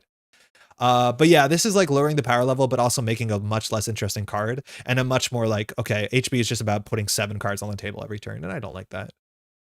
The new one doesn't feel exciting. It's less flexible. It's kind of snore for extra work, unfortunately. It's definitely still worth it. Like, I want to be very clear. Using the counter to draw a card from archives and clicklessly install it is very good. That is a very, very good ability. It is definitely worth the over advancement. Sometimes 2 advancements, but you can't use it twice on 2 turns. Like, I would score this as a 4-2, no problem. But it is just not, it's not Vitruvius. And Vitruvius is fun because of operations, not because of this. Narrative director Patrick Sklar, Fangirl Shriek. Here I go, disrupting chat with my celebrity aura again. This was shouted out too, is that like classically Byroids have their brain stored in their chest, their brain. And so this is like a sort of CT scan, or I don't know, CAT scan, I don't know what it is, but you see it's not scanning the head, it's scanning the chest. And so you see what's in the Mayans. I believe Ingatan is Malay for soul or mind or something like that. I have to look it up myself, excuse me. But like, oh my god, this art's so good. The theme is so good. The composition is so good. This is also a really big win for the new agenda frame, where you have the extra space here. This is something that I know I've talked to NSG, and they were like really excited to be able to change the frame, because you get actually restricted very fundamentally about the sort of art you can show. I think one that kind of came up as an example was Basalt Spire. You just can't see how tall this thing is because it cuts off this part. There's definitely art here where you can see exactly the skyscrapers being eclipsed by the spire, but they are cut off. So you would actually see less context here, and being able to see a bit more here actually, I think, would do a lot to the art to give you this sort of imposing scale of this. So yeah, just way more space to work with. 10 out of 10. Very, very cool. Very, very, very cool. Brain chip? Wait, does brain chip shows a brain? The brain chip shows a runner, right? Oh yeah, brain chip, you're right. The brain is in the chest. Brain chip. So cool. Very, very on the nose. I like the new frames in a vacuum, but I don't like all the card types have roughly the same frame personally. Oh yeah, that's interesting. I don't know if it ran into that problem. I think this does look like an agenda board that looks like an asset, and that's mostly the big numbers doing the heavy lifting here. I feel like the texture work here in the background is different, but that might be not be the case. So let's look at the Vitruvius. It feels like the watermark texture is a bit more pronounced. That might be made up. Oh no, it is. Sick. That's cool. So background here is a bit different. You still have the watermark, but now there's some texture work here. That's neat. I think Kelly's name is being shouted out a lot on NSG, who's been doing a lot of the like behind the scenes artwork. Almost all of that stuff has been fantastic. It's been really, really good. Anyways, bummed about it. Still very playable 3-2. The 4-2 effect is good. I just wish it wasn't recursion like that. Like that's not the fun way to use Vitruvius, and I don't like that. That's the way that's kind of very clearly signposted as what you want to do with this. All right, one other HB card we've seen so far. This is from this TraceX. This is from Kikai's blog. This is Scatterfield. Hung. As said by Jai. 3 cost code gates, only 0 strength. Boo. But Scatterfield, it says when this ice is the only piece of ice protecting the server, it gets 4 strength. 4 strength is actually really good in core set environment because Buzzsaw is the best decoder. So this actually makes it a bit awkward. 2 subroutines. You may install cards from HQ. That's not bad. And then end the run. So 4 cost end the run code gate.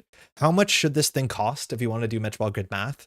In theory, this is 1, 2, plus some test. So in theory, this thing, what is it? What strength would this be fair to be a 3 cost? Sorry. Yeah. How much strength would this ice have to have for it to be budgeted at a 3 cost ice, 3 strength ice? It would have to be 1, 2, ends the run 1. So if it's 3 strength, we do 3. We do 1, 2, 3, 4, 3. At 3 strength, this is fair. This is budgeted because 3, 4, 5. No, 2 strength. 2 strength? At 2 strength, it would be 1. It would be, hold on. 3 strength, you boost 2, you break 2, minus 1. At 3 strength is fair, according to budgeting math. Because it's basically what would it cost to break for Mayfly?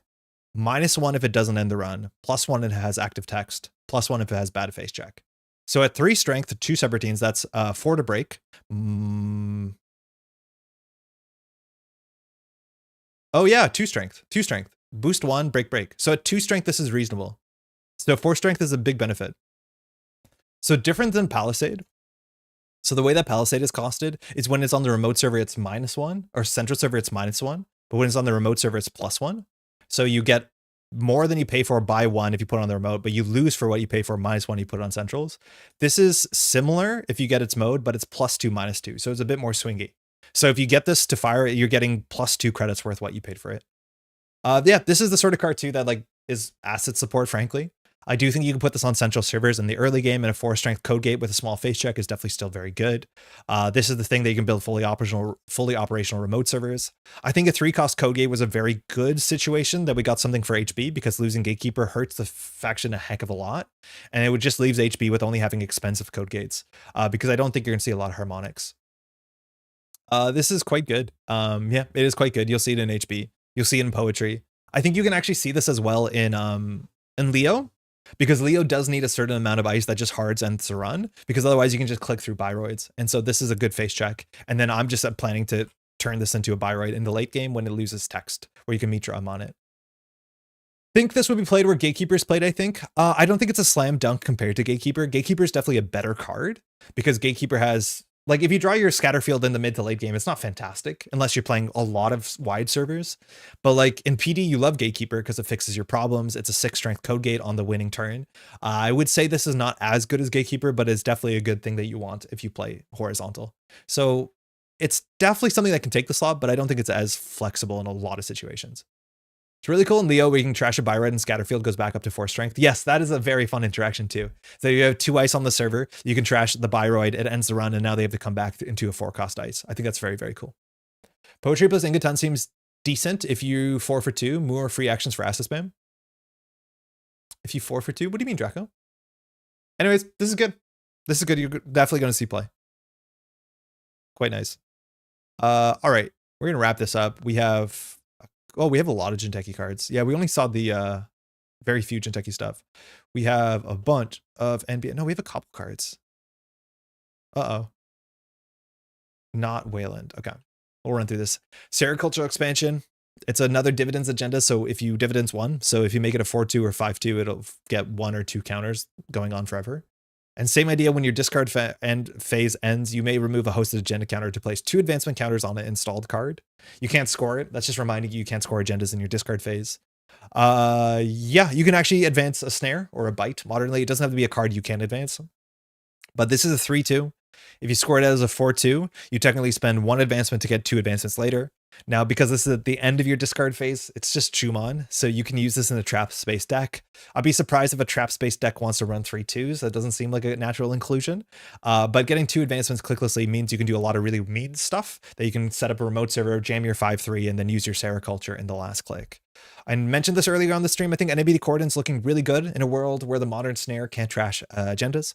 And this is a way that you can get very many advancements on an agenda. This is quite good. This is an effect that honestly I would see in Wayland as well. I'm hoping people don't play this with like, you know, the sort of, is it an asset that'll kill you or not? But more support of Iswak. Actually, Iswak is really interesting. I think there's a couple Iswak support cards in the set, and you actually might be able to play Iswak with 3-2s and 4-2s and just try and win by scoring like 3 small agendas.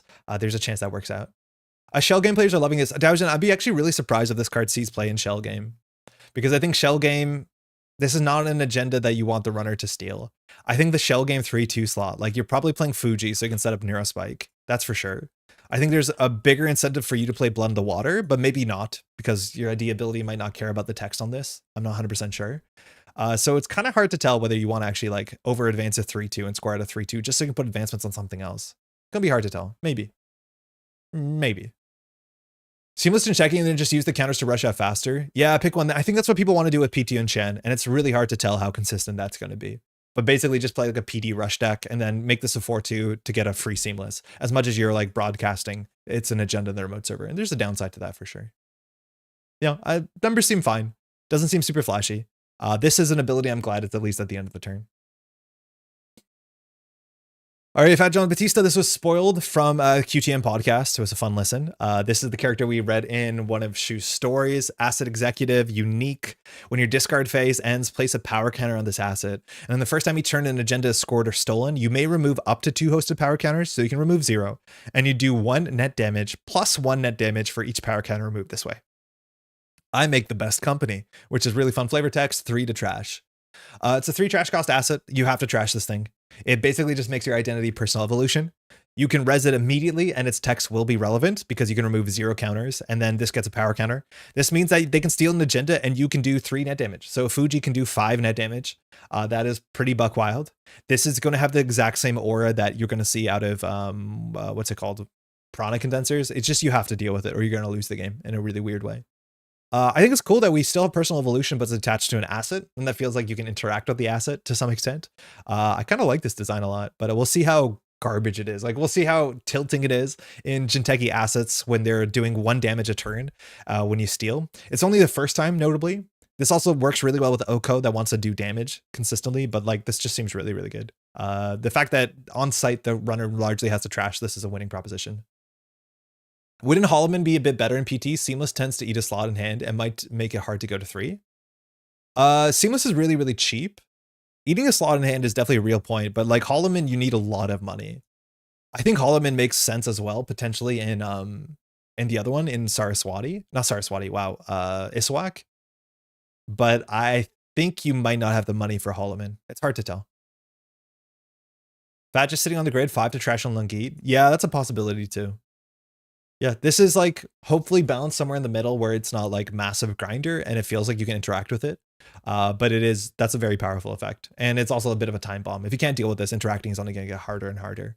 I don't think it falls exactly in the camp of like Vientian Keeling, where it's like, oh, it got out of control, you lose the game. But it will be a problem for sure.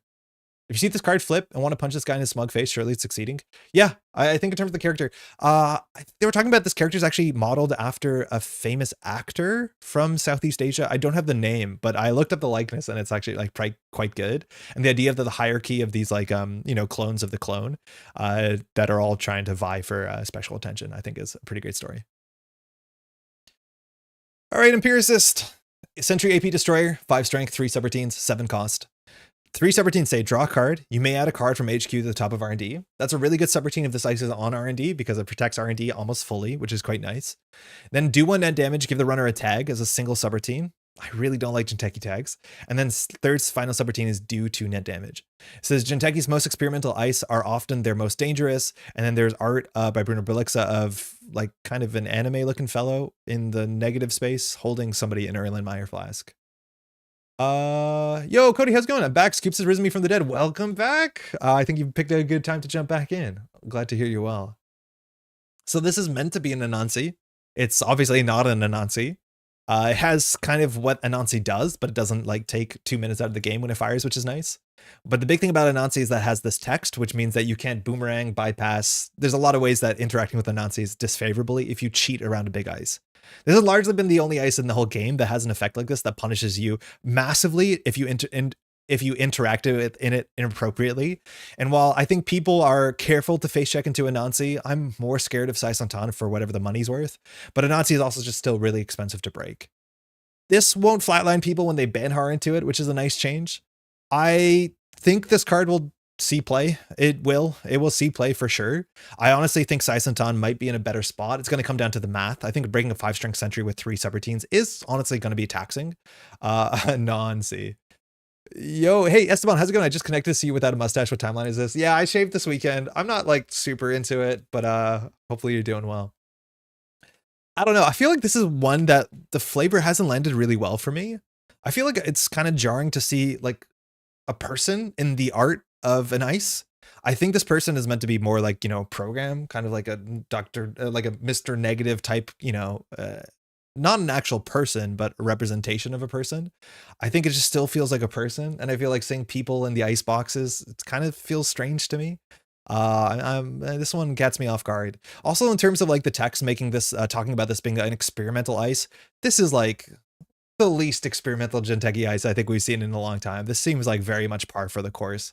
The cool thing about the empiricist, like, you know, testing and checking your results, this sort of like R&D manipulation, that makes a lot of sense on theme. But I feel like this is the one card in the set that I don't think I like how the art and theme landed on this one. Mr. Negative effect in Netrunner when? Yeah, it's like functionally what happens when you score out Stegodon. It's kind of an odd name for an ice too, yeah. It's like, this is what I don't like. It's called empiricist, which is kind of a profession, and then it shows the empiricist in this like space. But it's kind of like if we had the card drafter and then it showed a person holding like, you know, this utensil. I was like, I feel like it's kind of more interesting when it's a bit more abstract. This is like relatively not abstract. I think it's meant to be a bit horrific because we're meant to be the person in the Erlenmeyer, but this one just didn't land for me.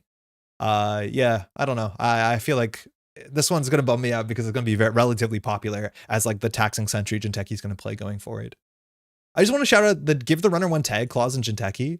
This has been pushed more and more over the last little cycle, and I just think it doesn't line up really well. There's no like good play patterns around this, right? It's like the problem with Cloud Eater. Often when you res a Cloud Eater, the runner just says, F it, I'm just going to take 4 tags. And then they just take 4 tags for the rest of the game. And then anytime they hit the Cloud Eater, they don't break it, and they just go 6 tags, 8 tags, 10 tags, right? And then you're just hoping that they don't have mindscaping. And if they do, you just have to sit there and clear the tags. I don't know. Maybe the tags are going to be a bit more relevant without having to play mindscaping because your resources are going to be contested. They just res the 7-cost ice, mind you. That didn't allow them to fix the top of their deck, so they're not drawing into economy like immediately. But I just feel like Jinteki tags, it's never felt good. It's just like, are they playing mindscaping or not? Okay.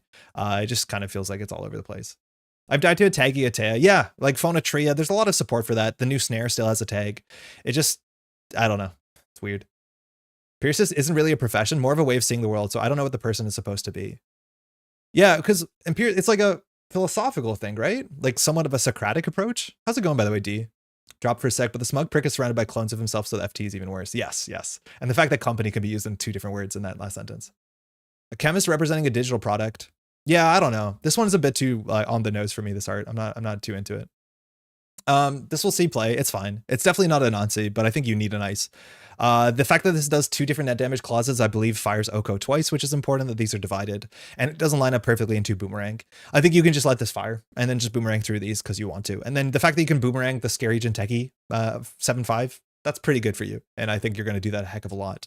Still pretty mean with Sisyphus, right? Like Sisyphus, I'm still scared about this. The fact that this is lethal, if you don't break it with Sisyphus, it's going to be a problem. So we'll see. We'll see how that is. Now on the other side, Microwave, this one's also really weird. And my God, the numbers on this. 5-cost code gate. Sorry, 5 strength code gate. It's also 2 influence. Notably, we have not seen massive ice that are sub 3 influence since I think the 2012 core set. Generally, big ice is usually 3 influence plus. The original core set from 2012 FFG had like Heimdall 1 at 2 influence. That didn't matter. Toll Booth at 1 influence. But Anansi, I think, was like 4 influence. This is the first time we've seen massive ice that is in a long time that is low influence, if I'm not mistaken, which is kind of weird. People are chanting LEO with this one. Meteor, how's it going? It's Michael Webb. D was saying, while I love NSG's narrative a lot right now, I've been somewhat consistently frustrated by the way the process of science is represented. See sim reset and keeling. Oh, interesting, D. I'd like to hear more about that for sure. Keeling, I have no idea how like scientific the representation is. Sim reset, I think, was more so much they wanted to push a specific story, but yeah. The worst is that Pierce is a Republican because of the tie color. Devon, I loved it. So this was by the source was talking about this, and they were like, "Wait, isn't this tie way too short?" And then they were the punchline that got me laughing was like, "The horror of the science is how bad the PPE is potentially," and I thought that was really, really funny. I'm low-key worried that Jateki's getting pushed a little hard into Glacier. Always loved wide shell games, but it feels like I'm meant to go tall now. At least at the minimum, we saw a 3-cost barrier, which is still like maybe a cursed slot considering Tattoo Bola is good. But the fact that we see a 7-cost and an 8-cost dice in Jinteki is notable. Because that means in the core set environment, they have Massive Ice, Diviner, Karuna, and a 3-coster. So like it is technically, I think, barring Wayland, it has some of the biggest ice in the format. Beatrice also has terrible PE. Braun is big in 2 influence? Yeah, Braun is big, but like 6 is technically cusp of big. Like MIC is big at 2 influence. I don't think we've seen a 7 or 8 cost dice that is that low influence. So if we do like cost sub 8 Z, not even Z standard, let's do above 6, and then we do type ice. I don't know what the influence scale is, but like it's, can we sort by influence? No. Most of it is very, very small stuff. Oh, Data Loop is 7. Tithonium is 2. Maybe there's not a real point at this argument. Ivik is 8. Maybe this is not true. Wormhole were 2 apiece? Okay, never mind. This is a moot point. Wall of Thorns and Toll Booth, mind you, were little influence. 6 is definitely big. I think 6 is like definitely big, but it's not like big. It's not like, oh, you're playing a Glacier deck. It's just like, oh, that's the big end of mid-range. But yeah, no, I hear you. We're splitting hairs here. Anyways, this has a lot of subroutines on it. Just do the math really quickly on Empiricist. So let's say Empiricist. So it's 4, 5, 6, 7. So you should spend 6 for this.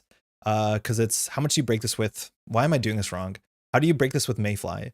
So it's strength plus subroutines -1. So 5, 6, 7, 8 should be 7. It doesn't end the run, so it should be 6, but it has a bad face check, so it should be 7. That is fair. It seems to be where the math lines up. On this one, it should be 5, 6, 7, 8, 9. -1 is 8. It doesn't end the run at 7. Is it a bad face check? Arguably, yeah. So maybe it should be 8. So the budget math on this lines up, but this is a 5-cost ice, a 5-strength ice with 4 subroutines. That is just going to be hard to break consistently. Like at a minimum, if you're not breaking with Buzzsaw, if you want to break all subroutines, that's at least 4 credits. And then boosting is usually somewhere between 2 and 3 credits. So this is going to be a hard thing to get through. But the difference with this ice is that it's positional, which is awkward. And I don't think you need to break all the subroutines. So you may install a piece of ice from archives ignoring all costs. That's frightening, considering, hey, I think we've had some stern words about an enemy recursion. You may res 1 installed piece of ice paying 2 credits less. And if that ice is on this server, oops, enjoy your anemone. Then you can resolve a subroutine on a res sentry and resolve a subroutine on another res code gate, which means with this, you might be able to consistently get that res sentry or res subroutine subtype. I think QTM folks were shouting out auto include, faction staple. What is that card that you put on archives that has +3 strength? Jinteki stories sometimes have hover dangerously close to scientific criticisms, which are proposed by IMO bad actors. For instance, look how little they care about their animals they work on. Interesting. When's the last time animals have shown up in a story? It's been a minute. But the simulation reset, I do think people like knee jerk towards the bird burning part. Of course they do. Epithenemus, right? So you have a 3 net damage subroutine. I think at a minimum, if you grab an enemy with this, that just does 3 damage. I get like, a bit scared about this because Mitra Amon can mean any run becomes Michael Webb into an enemy, into like Sentry and enemy, into Code Gate. Like that can be a bit bad. It's going to be interesting to see how many of these see play because it's only good later into the game.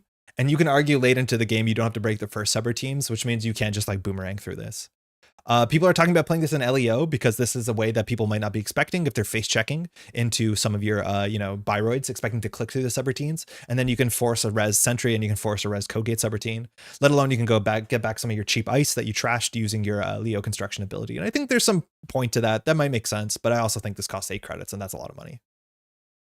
think I missed it. Hey, Hellnuts, welcome. Hype for Elevation. This past year has been such a fun reintroduction to Netrunner. This set looks so nice. It looks like a really cool set. It's a very exciting time. Welcome to the channel. Welcome back to Netrunner.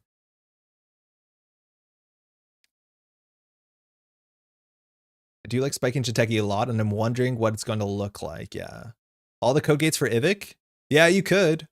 I honestly think like things like Ivik might be reevaluated because the whole barrier stock has to be reevaluated because we're losing Cleaver. Chiyashi's 2 influence? Oh, maybe. I'm not sure. I'm behind on chat, excuse me.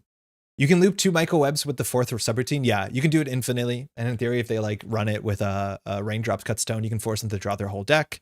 So technically you can do this forever. You have to say a number, I'm pretty sure. Airblades and Flip Switch gaining popularity with the set? Yeah, maybe. I'm not sure what Airblades hits in the set because this is only on encounter, not on res. Technically, you can use Airblades to like prevent the damage from an enemy, but I'm not sure how much on encounter text we've seen in this set. It feels like some of the ice is relatively simple compared to the Liberation Cycle. I don't know if there's too many fancy things going on. That being said, like I'm considering Airblades just because I want to play Phoenix with Banhar and Face Check all the time. And that deck is definitely playing Ashen Epilogue. So like recurring your Airblades saves you even more hit points the longer the game goes. But who knows if the game is long enough for you to even Ashen in Phoenix. I'm not 100% sure. Yeah, I can't tell about this one. I'm scared. Shinteki's Hyper Glacier, having to break a 5-cost ice. I don't know. Yeah, these are mean subroutines. We'll see how consistently they become super mean. Okay. Next big thing, 5-3. This is a backroom deals reveal. When this agenda is scored or stolen, place an agenda counter on it. And then in any score area, the corporation can spend a click on the agenda counter to draw 4 cards, shuffle any number of cards from HQ into R&D. That's so 15 minutes ago. This card is just cracked. It is just messed up. You know how HB just wants it like universally playable 5-3? This is the most universally playable 5-3. I'm pretty sure I've been told that if you IP enforcement this out of the runner score area and it has a token on it, it loses the token. So you can't score an IP enforcement with 2 tokens on it. But this is just absolutely broken. I'm pretty sure this is busted. For asset spam, it's universally playable. It fixes hands. It sets up your digital life. They're going to start turns where they click 1, your digital life, next big thing, or they're just next big thing, click 1, install 4 or 5 cards or whatever. It's really hard to deal with this. I don't like abilities that shuffle cards back into HQ into R&D without revealing them because it just allows it. I failed to be able to evaluate the board state. It's the same thing with Sprint. But yeah, no, this card does literally everything all at once. It is just busted. It just means that you can find your kill combos consistently, your tag punishment consistently. This will set up, again, YDL. You just hold it until somebody scores the next big thing, and then you're guaranteed to get a pop off here. Yeah, it's big. It's big. Microwave can't resolve its own subroutine as a code gate, but can resolve its own subroutine as a sentry if the runner paints it with chromatophores. Oh, because it says a different code gate? Oh, that's really funny. Yeah, that's true. That's my point. It's not a direwolf. It's any different in principle to something like NBN spying on you and controlling the life, though. I think there's a direwolf conversation because we just got the direwolf back, right? I think I missed a message there. Sorry for confusion. No, it's good. I'm glad Ismari is going, but this sounds great for the re-education deck. Yeah, re-education would definitely play this to get you to your thing consistently. I'm surprised that NBN is getting an agenda like this. This is just so good for basically anything you're doing in NBN. It's very, very, very, very powerful. This seems like the default 5-3 that will go in every NBN deck, almost regardless of what you're doing. You can even play all of them and just play like whatever 1-pointers and 2-pointers you're playing for your asset spam. This just seems very, very good. Yeah, really, really good. Well, Pierce isn't at that level, but it really doesn't look like real science. Like they are wearing proper PPE, but also swirling a flask with bare hands. Oh, that's cool criticism. Yeah. I also heard, I believe somewhere on GLC or on the daily casts, they were talking about the fact that the empiricist's glasses are glowing is something that happens while you're doing radiation-based DNA study. I think that might be a reference to that, or it could just be anime. I don't know. Yeah. Yeah, this is very, very good. And then we saw, have we seen another NBN agenda? Yeah, we did today. It's a 3-2. Public Access Plaza, so funny the way this was spoiled. So this is from the Lotus Eater, which is a blog from a Canadian Netrunner player. And their message was like, I don't know how I got this card. I hate controlling the message. This is just controlling the message of the card. FCTM. This is Public Access Plaza. And it's just really funny that lined up. I wouldn't say it's poorly because maybe it is kind of enjoyable. But this is a pad campaign that trashes for 2 costs 1. And then we finally see threat 2 text, which is new technology. And at that point, the runner gets a tag if you trash this. It's only 1 influence, so you could consider playing this in a couple places. I don't know if you want to play this in Bangan. I'm not sure. Maybe you could. I think this is better the more cards you put on the table, because obviously this is only a really scary card to trash once we're on threat 2. And once you're on threat 2, it's actually a good thing, I think, that fights against batch trashing. Right? Like the best thing you can do against Epiphany is like don't trash cards for a single turn. And then on the next turn, go ahead and trash like multiple things. And the problem is like it's hard to trash multiple things in a turn because if there's multiple public access plazas, you end up with having tags that you have to clear as well. And then that makes this card much more expensive to trash than a pad campaign. Because not only do you have to trash this for 2 credits and make a run, then you have to spend a click and 2 credits to clear the tag. So it's functionally a pad campaign that costs you twice as many clicks and the same amount of credits.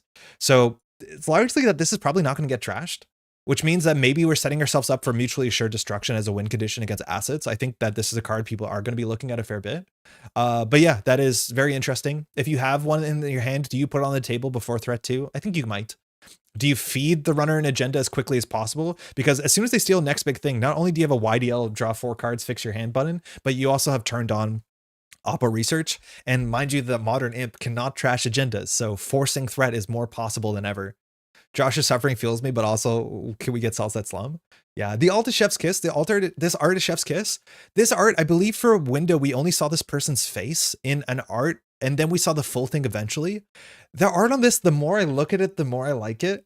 It really kind of reminds me a bit of the art style from Daybreak. That's sort of like hyper colorful, somewhat minimalist depictions of the better future. And that tickles me because obviously things are slightly messed up here. But I like this art the more I look at it, even more and more and more. The colors are great as well. Fascinating card. It's kind of cool that's in the core set. It's like a pad campaign for 1 influence. And it's the same idea of like taking dirty laundry and making it a criminal card, taking pad campaign and picking an NBN card. I think that's nice. But yeah, this could be frustrating. I'm assuming a lot of turns this won't be trashed and you'll just give the corporation infinite credits. Doom Scroll. Man, art's great. I think Pat talked about this card being themed and also being named and arted very much like an ONR card, and I totally feel it. This is the sort of vibe and art you'd get from original Netrunner cards, which is quite cool. It is a Sentry face check that gives a bit of net damage and a bit of tags. It's 3 cost and it has 3 subroutines, 3 strength. Give the runner 1 tag, do 1 net damage, do 2 net damage if the runner has at least 2 tags. Now, notably, this subroutine won't fire consistently. It's still a subroutine, which means Banhar is going to fire, but that's also a downside if you're playing against Phoenix, who can break these 2 and let this fire, and that's a problem because Phoenix cares about subroutines. To be clear, none of this is like major. Like NSG Narrative is doing great right now. I just find the unfortunate pattern. Anyways, Anna Batova is maybe my favorite new artist. Yeah, it's been really, really cool. I like the art a lot. Also on this one as well. D, no worries. I feel like federal fundraising is a bit too much for a card, but also like I don't think any art sticks in my head more from Liberation. Yeah, maybe. Did Batova do federal fundraising? I actually don't know if I know who the artist on that one is off the top. Drafter numbers spotted. Yeah, I think that's the big thing about this card is that the numbers are just very good. 3 strength sentries seem really taxing. This is very annoying on a face check. Taking a tag and doing 1 damage is a lot of lost tempo. Now, this won't keep you out of the server, so this is the sort of thing that you put on central servers. And then you see people getting into arguments like, oh, is it better that you play F2P? Because F2P is annoying as well, as much as the runner can break it if they have the credits.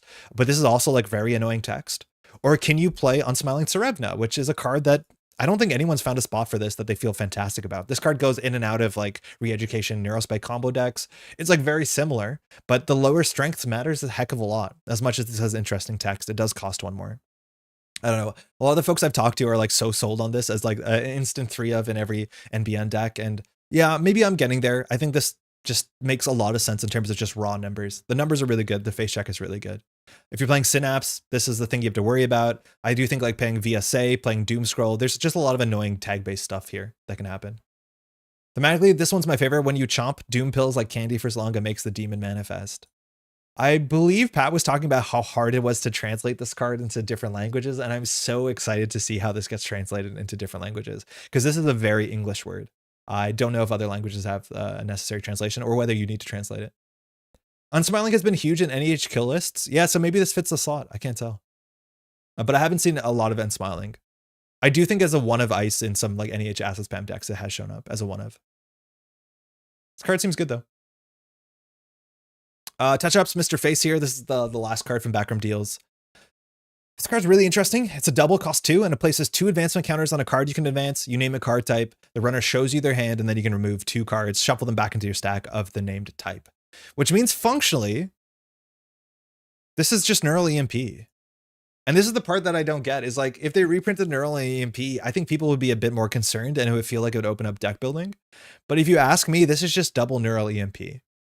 Now, the big thing about this is that Steelskin Scarring won't trigger. And so if you're good, and you might be good, you can get the runner down to 3 card hand size consistently. And if you can get the runner down to 3 card hand size consistently, there's a lot of things that will end them. Now, notably, you can advance an agenda with this, and there's reasons why that's good. You don't have to advance an agenda. You can just say, I have an advanceable ice. I don't care. I'm going to spend 2 clicks to get 2 cards out of the runner's hand, and then you're going to hit them up with a measured response. That's as simple as it can be. Play advanceable ice, measured response. That is very straightforward. If you can also technically play, what is it called? Orbital superiority in NBN. If you have like tag stuff as well, like 4 meat damage is a big breakpoint here. There's like a lot of really strange things you can do with this. You can score out and play this on top of the John Batista and score out like a Fuji and do like up to 5 damage. There's a lot of weird things you can do with this. I think Neurospike is also a possibility where you get the last 2 advancements with the Neurospike and then you end the runner. I think this will show up in a bunch of really interesting places. I just want to frame this not as like a tempo tool. And in theory, you can play this in Iswak, but it is just basically 2 Neural EMPs. And I think there's a lot of decks over the last couple of years that would have killed for a Neural EMP that gets around Steelskin Scarring. Touch-ups is maybe the most horrifying card in Netrunner. I really want to see touch-ups in the full resolution. This is another, is it another Emerald? I think it is. Yeah, it's another Emerald. And it's like, this person is really frightening. I want to see the full res, like kind of, it looks like a gradient of different faces that this character can choose from. But this is genuinely very frightening, very good art. I like this a heck of a lot. Touch-ups is going to be funny when it whiffs. Yes, it's going to be funny when it whiffs. You can still score out the agenda and then you'll know what the hand is. So like you'll still have some options. Notably too, this does not require a successful run. And a lot of the like look at my hand abilities from the last like while that are not in the format, I think required a successful run. Salem, sorry. Oh no, this one didn't. The other ones did that looked at the hand. Dr. Phase. Yeah, I don't know. I like touch-ups a lot. I think if it's going to show up somewhere, it's going to be in a very lethal deck, which is going to be one of those decks where it scores 1 agenda and wins the game. It's hard to play around this. Tempo touch-ups, lol. Yeah, tempo touch-ups is like not awful. It's not great, but like you could tempo touch-ups. I think you can. It's not a transaction, so you can't Plutus this, which would be pretty slick. But tempo touch-ups, like, I wouldn't say it's the thing you want to do, but it's the thing you can do. All right, off the books, Wayland Agenda Initiative 3-2. It's a dividends 1, so 4-2, 5-2, get 1 or 2 counters, and so on and so forth. I'm gonna just repeat this before I read this. It is a backslide of power level of things like Project Alice, and we're gonna be bitter about that. It seems there's no way that we're not gonna be bitter about it. And the same way that Ingatan compares to Vitruvius, the way that this compares to Atlas focuses on the part of Atlas that is not the exciting part of Atlas. So not only does it seem like a recalibration of power level, at least it seems like that. It might not be the case, but it seems like the fun thing that we do with this thing, we don't get that fun anymore. It's not about grabbing a card so we can fast advance. It's not about grabbing your, your slash and burn, your audacity. It's not about grabbing your kill combo piece as much as you can. It is getting some sort of consistency and installing cards. So a bit of a bummer. Bring back Drago, touch-ups, Drago, yeah, end the line. Yeah, Cold Lava, the turn 1 combo in Eternal is alive and well. I don't feel like bitter is the right word. No, not bitter. Definitely not bitter. Like disappointed. I don't know. Whatever, what's the word? Like, is it just jaded? Like looking back at the path. Bitter is definitely not it. It's just like, okay, I'm not gonna like you as much because I know what you could have been. Art is fantastic, mind you. That is Baz, and notably in the story, Baz works with corporations as much as Baz works with other runners, and I like that a heck of a lot. This is when your discard phase ends, you may remove a hosted agenda counter to search R&D for a card and reveal it. I like the end reveal it clause. I think that's really fun. Atlas did reveal the card, even though it wasn't like a typed search. Usually that only shows up on cards that search for certain types, so you can prove that you didn't mess the game up. You may install that card ignoring all costs, so that could be free ice. Also could just be an agenda you put on the table with, mind you, Bangan or whatever. And if you do not add it to HQ, that means you can grab a measured response. You can grab an Opal research. You can show it to your opponent and say like, relax, and then just do something with the rest of your turn because this is the final thing you do on your turn. But that is obviously not the power here where you would use this to proactively grab, cards for combos. Yeah, it can pull operations, but like, ugh. It doesn't let you do the fun thing where it's like, I'm going to combo right now. It doesn't allow you to shuffle the deck. It doesn't allow you to do any of the fun stuff.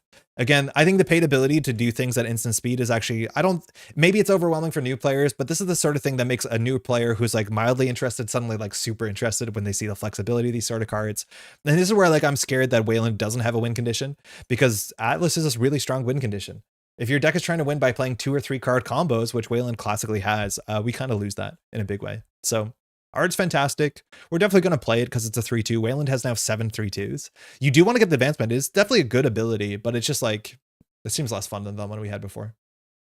This is more jammy than Alice, but significantly less winny. Yes, much more jammy, less winny. Winny. I wonder if there'll be casual play where people just slot in Vitruvius and Alice for these, and that's the only change. I don't think there's a real big market for making this strange format in which like you change specifically 2 cards that you're jaded about, or whatever the adjective we're looking for is, but it's yeah, it's a backslide in interest. It's a backslide in power, potentially. And it just makes it less fun. I don't know. I like the paid ability kickflip stuff. That's for sure. I think that's the last one, maybe. Is that all the cards we've seen since there? Yeah, that is. Yeah, sorry we end on that note. Yeah, throwback lol. I'll throw back Atlas and then play this, and I'll use this to grab my Atlases. You can do cool stuff with this, right? Like that's the problem, is I think everyone's like, it's not Atlas, but it's still like a cool card. It has its own use cases. You can go grab small agendas. You can go grab your big ice, reveal it, put it on the remote server for free. It gets around installation costs, which is nice. You can go grab a Plutus. Like you can do cool stuff with this for sure. But it's yeah, it's not Atlas, that's for sure. Mind you, NBN has a card like this they've revealed. It does the same sort of thing where it's like, it's not Beal. It's another like tutoring consistency ability. That's kind of interesting, is like all of the abilities are like, you know, some sort of consistency. Wayland is grab a card, install it from deck. HB is grab a card, install it from archives. NBN is grab an operation and put it on top of your deck. And then the Jinteki ones, here's 2 advancements, enjoy your cerebral overrider, which is fun. At least they have like very obvious color pie distinctions. Yeah, that's largely it. There's a lot of other cards spoiled, mind you. These are the ones only up on Netrunner DB. This has been a bit of a weird stream. Glad you can drop by and just hang out and chat and stuff like that. Hopefully you're having a good time with this week. There's a lot of extra spoilers today. There is some news actually that we probably should just talk about really quickly. I have a lot of things open. Firstly, Mega City prize kits were shown off. I think we can look at this relatively quickly. So not only do we have this playmat, I thought I had this playmat locked because we were running a Mega City here, but now I have to go win this playmat, and oh my god, I haven't really cared too much to win a playmat in a long time. And then the fact that this playmat, I've worked on the art and animating it for such a long time. Fuck, I want this playmat. Then we get to see 2 arts. One's by Marlon Ruiz, the other's by Toby. That is Brindlemold, if I'm not mistaken. One of them is like this really wildly styled Manic Arm Skunkworks. That one looks like the harder one to get. And the other one was a Peach of Shaw, which looks really cartoony, but then I believe the Arisan on top is more in a kind of hyper realistic way.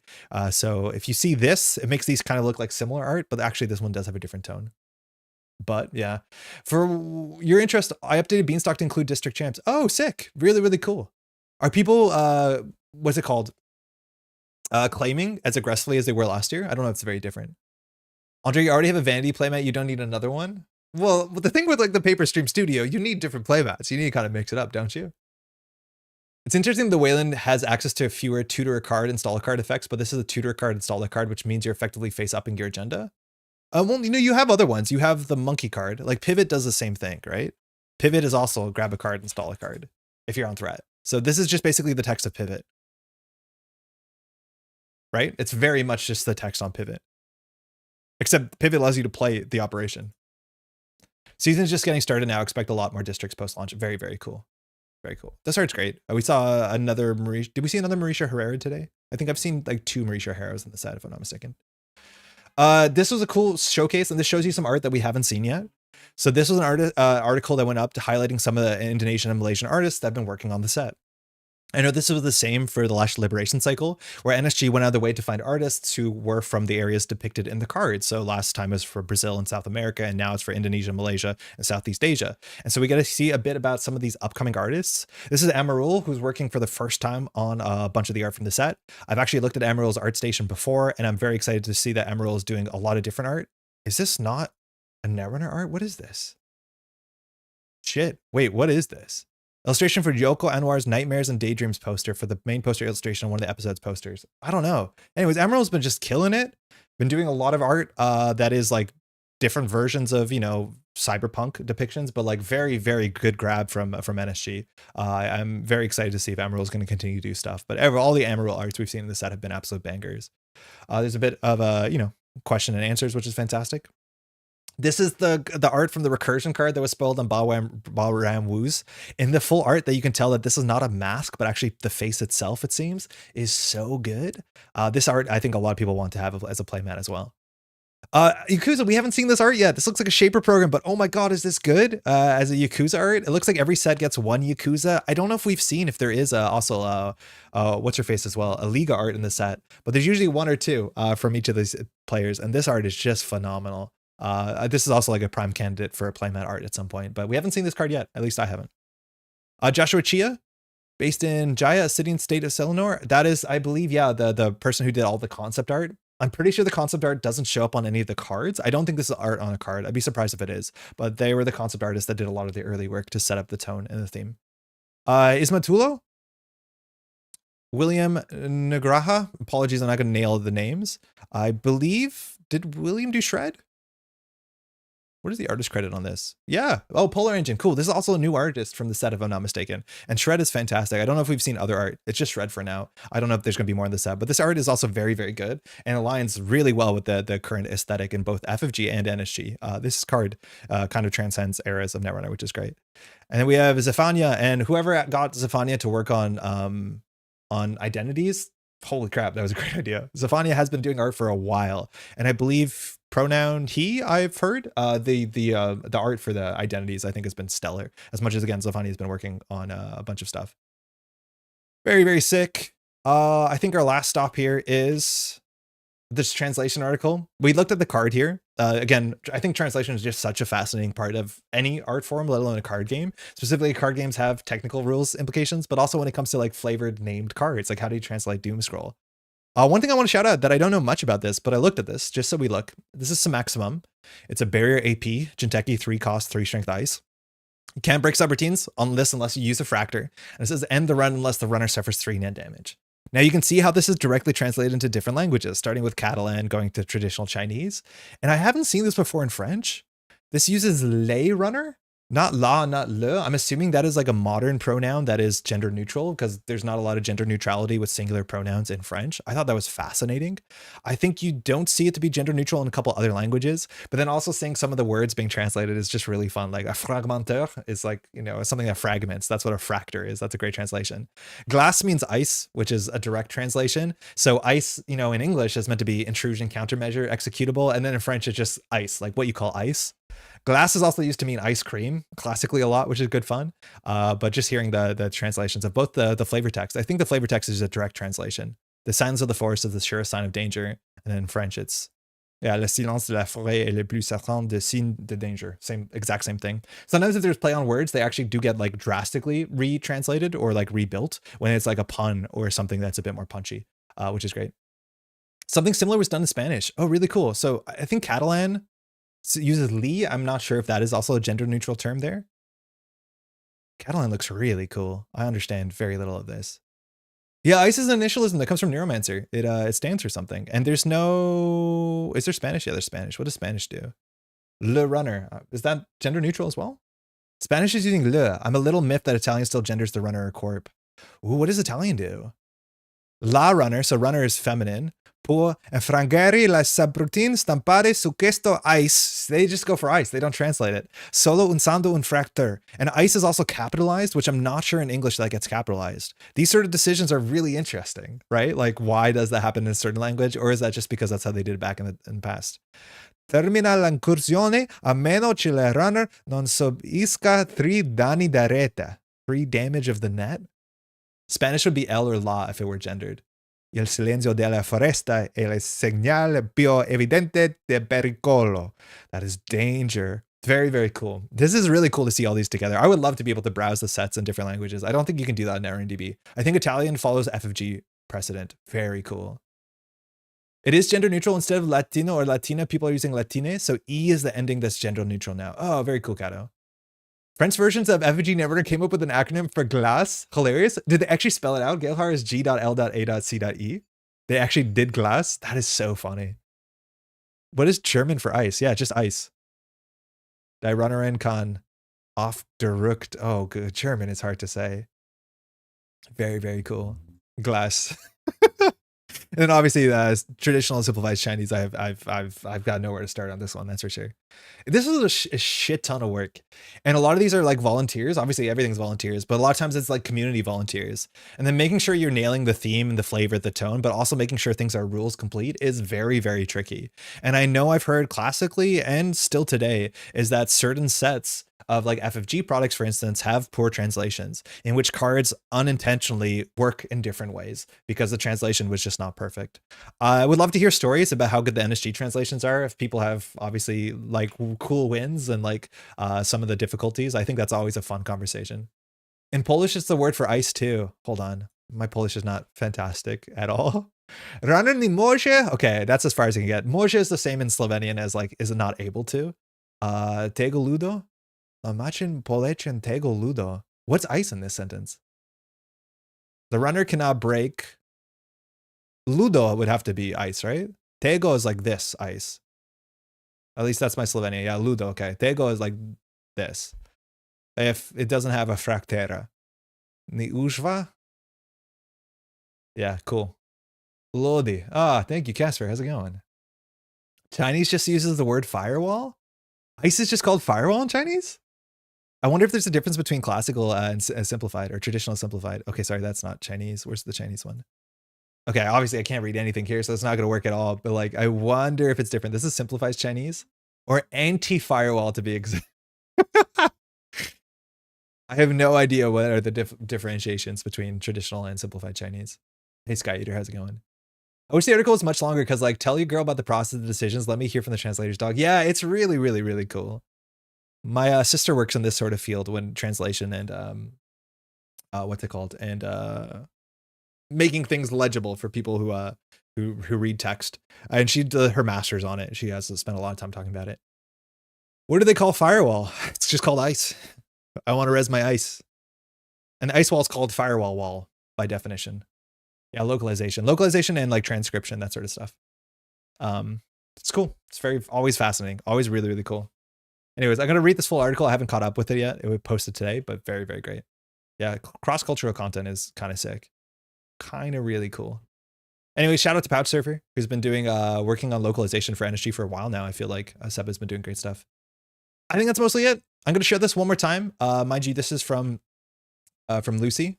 I'll have this in the thing in the description. But if you want to do some proxies, this is the website Lucy put together to do proxies. If you're doing some proxies on Thursday because you don't have your cards, which might be the case on this side of Canada as well, all you want to do is you want to type the name of the card and then just hit enter. That is the only user interface thing that might catch you off guard. And then this seems to make really nice PDFs. So this is quite good. Danish would be Intrandignes Modifon Santlandning Electronic, or pronounce that. Great. But yeah, if you want to do proxies, I think this is how we're probably going to run them on the upcoming. And this makes nice PDFs if you go to print, which is great. The world would literally translate to fire preventing wall in Chinese. That's sick. All right. I think that's going to be it for today. Maybe a bit of a weird stream, but we're in a bit of a weird spot.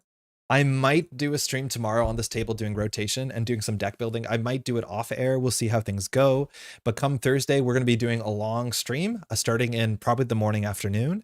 It is going to be maybe dependent on us getting cards quickly. So there's a chance that Pat and I will go on an adventure in Thursday morning to be able to go proxy, print, and cut up cards. And then we'll be hanging out here playing cards for the day. Pat took it off work, which is nice. Then we'll be streaming for the week. We'll be back on Jinteki.net. The cards will drop officially on, I believe it's Thursday or Wednesday evening, Thursday morning. I'm assuming Netrunner will be up and running at that time. JNet, I'm assuming will be not far behind that. So if you're excited to get the new cards and grab on JNet, that will be pretty quickly soon on. We need the classic duo tier list. Yeah, for sure. Jeff and I are looking to try and record that thing, not this weekend, but the next weekend. That is our tentative date. So that'll be coming out probably in a week and a half. So I'll have a bit of time playing with the cards. Generally, we try and do about a week before the set is out and we record. Usually we don't record the whole thing in a single weekend because it can be difficult. So we'll do one side first and the other side. So either it'll be on the Asynchronous channel or my channel first. I'm not sure who gets the first side. Do you know where in Montreal you're going to print? No, Bane, I have no idea. I think Patrick has a bit of a better idea. It might just be at Patrick's printer. I think he has a printer. but we'll have to look into it. So I'm going to message Pat tomorrow and see what happens, because I don't have a printer, let alone a color printer. And we really need a color printer for the stream, I think, as much as you can do black and white photocopies. I don't know if you have a better idea of where to print here. I don't think I do. If anyone's coming to Neotropolis, I will have the first new Contact Learn to Play experience there. Oh, super cool. Library printer, baby? Yeah, maybe. That might work out. I also can print out of the post office, but I think they do color. I don't know if the rates are that good, but they definitely can print from like a USB stick. Would you do star ratings predictions, or would that tread to tier list too much? I think that's very similar to tier list. I'm assuming we'll just wait to do the tier list. I did a bit of like a, tier list kind of softly today, but I think I'll wait to do the tier list with Jeff, which is pretty hype. We tried and wait for a week. You went to Zubris last time. I don't know what that is. Was it good? I'm immediately buying one of those. They get sold. Just watch out, SRN. There's a chance that the first Learn to Play decks won't be directly sold. Like, I'm not sure 100% if they are like a product that will be on the store. They might be distributed. It was pretty good. Okay, cool. I'll look into it. I think Pat might have a better idea what to do, but cool. Hopefully you've been having a good time waiting for Elevation to come out. I know there's a lot of spoiler stuff today, so go check out those links and click on those articles and listen to those podcasts and all those really good stuff. Again, we'll be back on Thursday, and at that point, it'll be a bit of a sprint. So if things are slow here, it is what it is. We're going to be sprinting in just a bit for sure. Maybe we'll do a stream tomorrow. I've been streaming a bit on the Crash Space Grid, doing some Marvel Champions. That's going to take a break on Friday, I'm pretty sure, because we're going to be busy doing Netrunner stuff. But otherwise, a huge thank you to all these names here and more. They give me the time and ability to put all the time into this channel, so you have some nice Netrunner content to look at. We put up a video, mind you, on Monday that was a long time to put together because of all the animation stuff, talking about 3 upcoming criminal cards. As I said a couple times, of course, huge shout outs to the Nelson Games for hitting up content creators with content like this so that we can, continue to share our excitement for things coming up, and you're as hyped as we are for the upcoming set. If you want to check that out, that was uploaded on Monday. Otherwise, there's a lot of great stuff going up, and we're going to have even more stuff come out in just a couple days. Big thank you, Andre. Left my like. Thank you, Cody. If you want to leave a like on this channel, mind you, or on this video, that helps a heck of a lot. If you want to support the channel on Patreon, you can find a link below. All these names and the Daily Cast patrons give me the time to do this sort of stuff and get the equipment and all this sort of stuff. It just would not be anywhere like this without all of those names and more, and I'm very thankful for that. If you want to support the channel, that's a nice way to do it. My motivation to play Marvel Champions won't happen this week.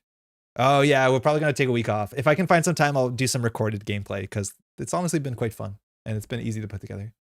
If anything happens with the Learn to Play decks, it'll be after Elevation. Shipping calms down, I bet. Yeah, the whole I don't know, all this stock being in a weird spot, the American stock in Null Signal Games, and then the tariffs. I'm pretty sure the Null Signal Games store is going to be in a bit of an awkward spot. They did do a post on their website, which is pinned to the front of the page, talking about going forward, that the prices of products in the US is going to have a tariff fee, and then shipping is no longer going to be included. They were planning to do that eventually anyways, and now obviously because of the situation, I feel bad for folks who are getting into the game right now and trying to get a backlog of stock, because it might be a bit tricky for the next little month or so until a couple things are sorted out. So take your patience. Obviously, Null Signal Games doesn't want it to be that way. They're not a for-profit company. So if you think they're charging you $10 extra because of the tariff fee, because they really want to stick it to you and bleed you dry, I promise you that's not the case. They just need to make a sustainable business. And yeah, obviously 245% tariff is, let's just say, a bit much. Okay. With that, we'll be back maybe tomorrow, maybe not, but definitely on Thursday. We'll see you in the morning. I don't know what time we'll start, so if you want to hit the notification button, that's a nice time. You'll know as live as we are, as fast as we are. That sentence got away from me. We preserve, I just live here. We'll see you in the next one. Take care, y'all. Ciao.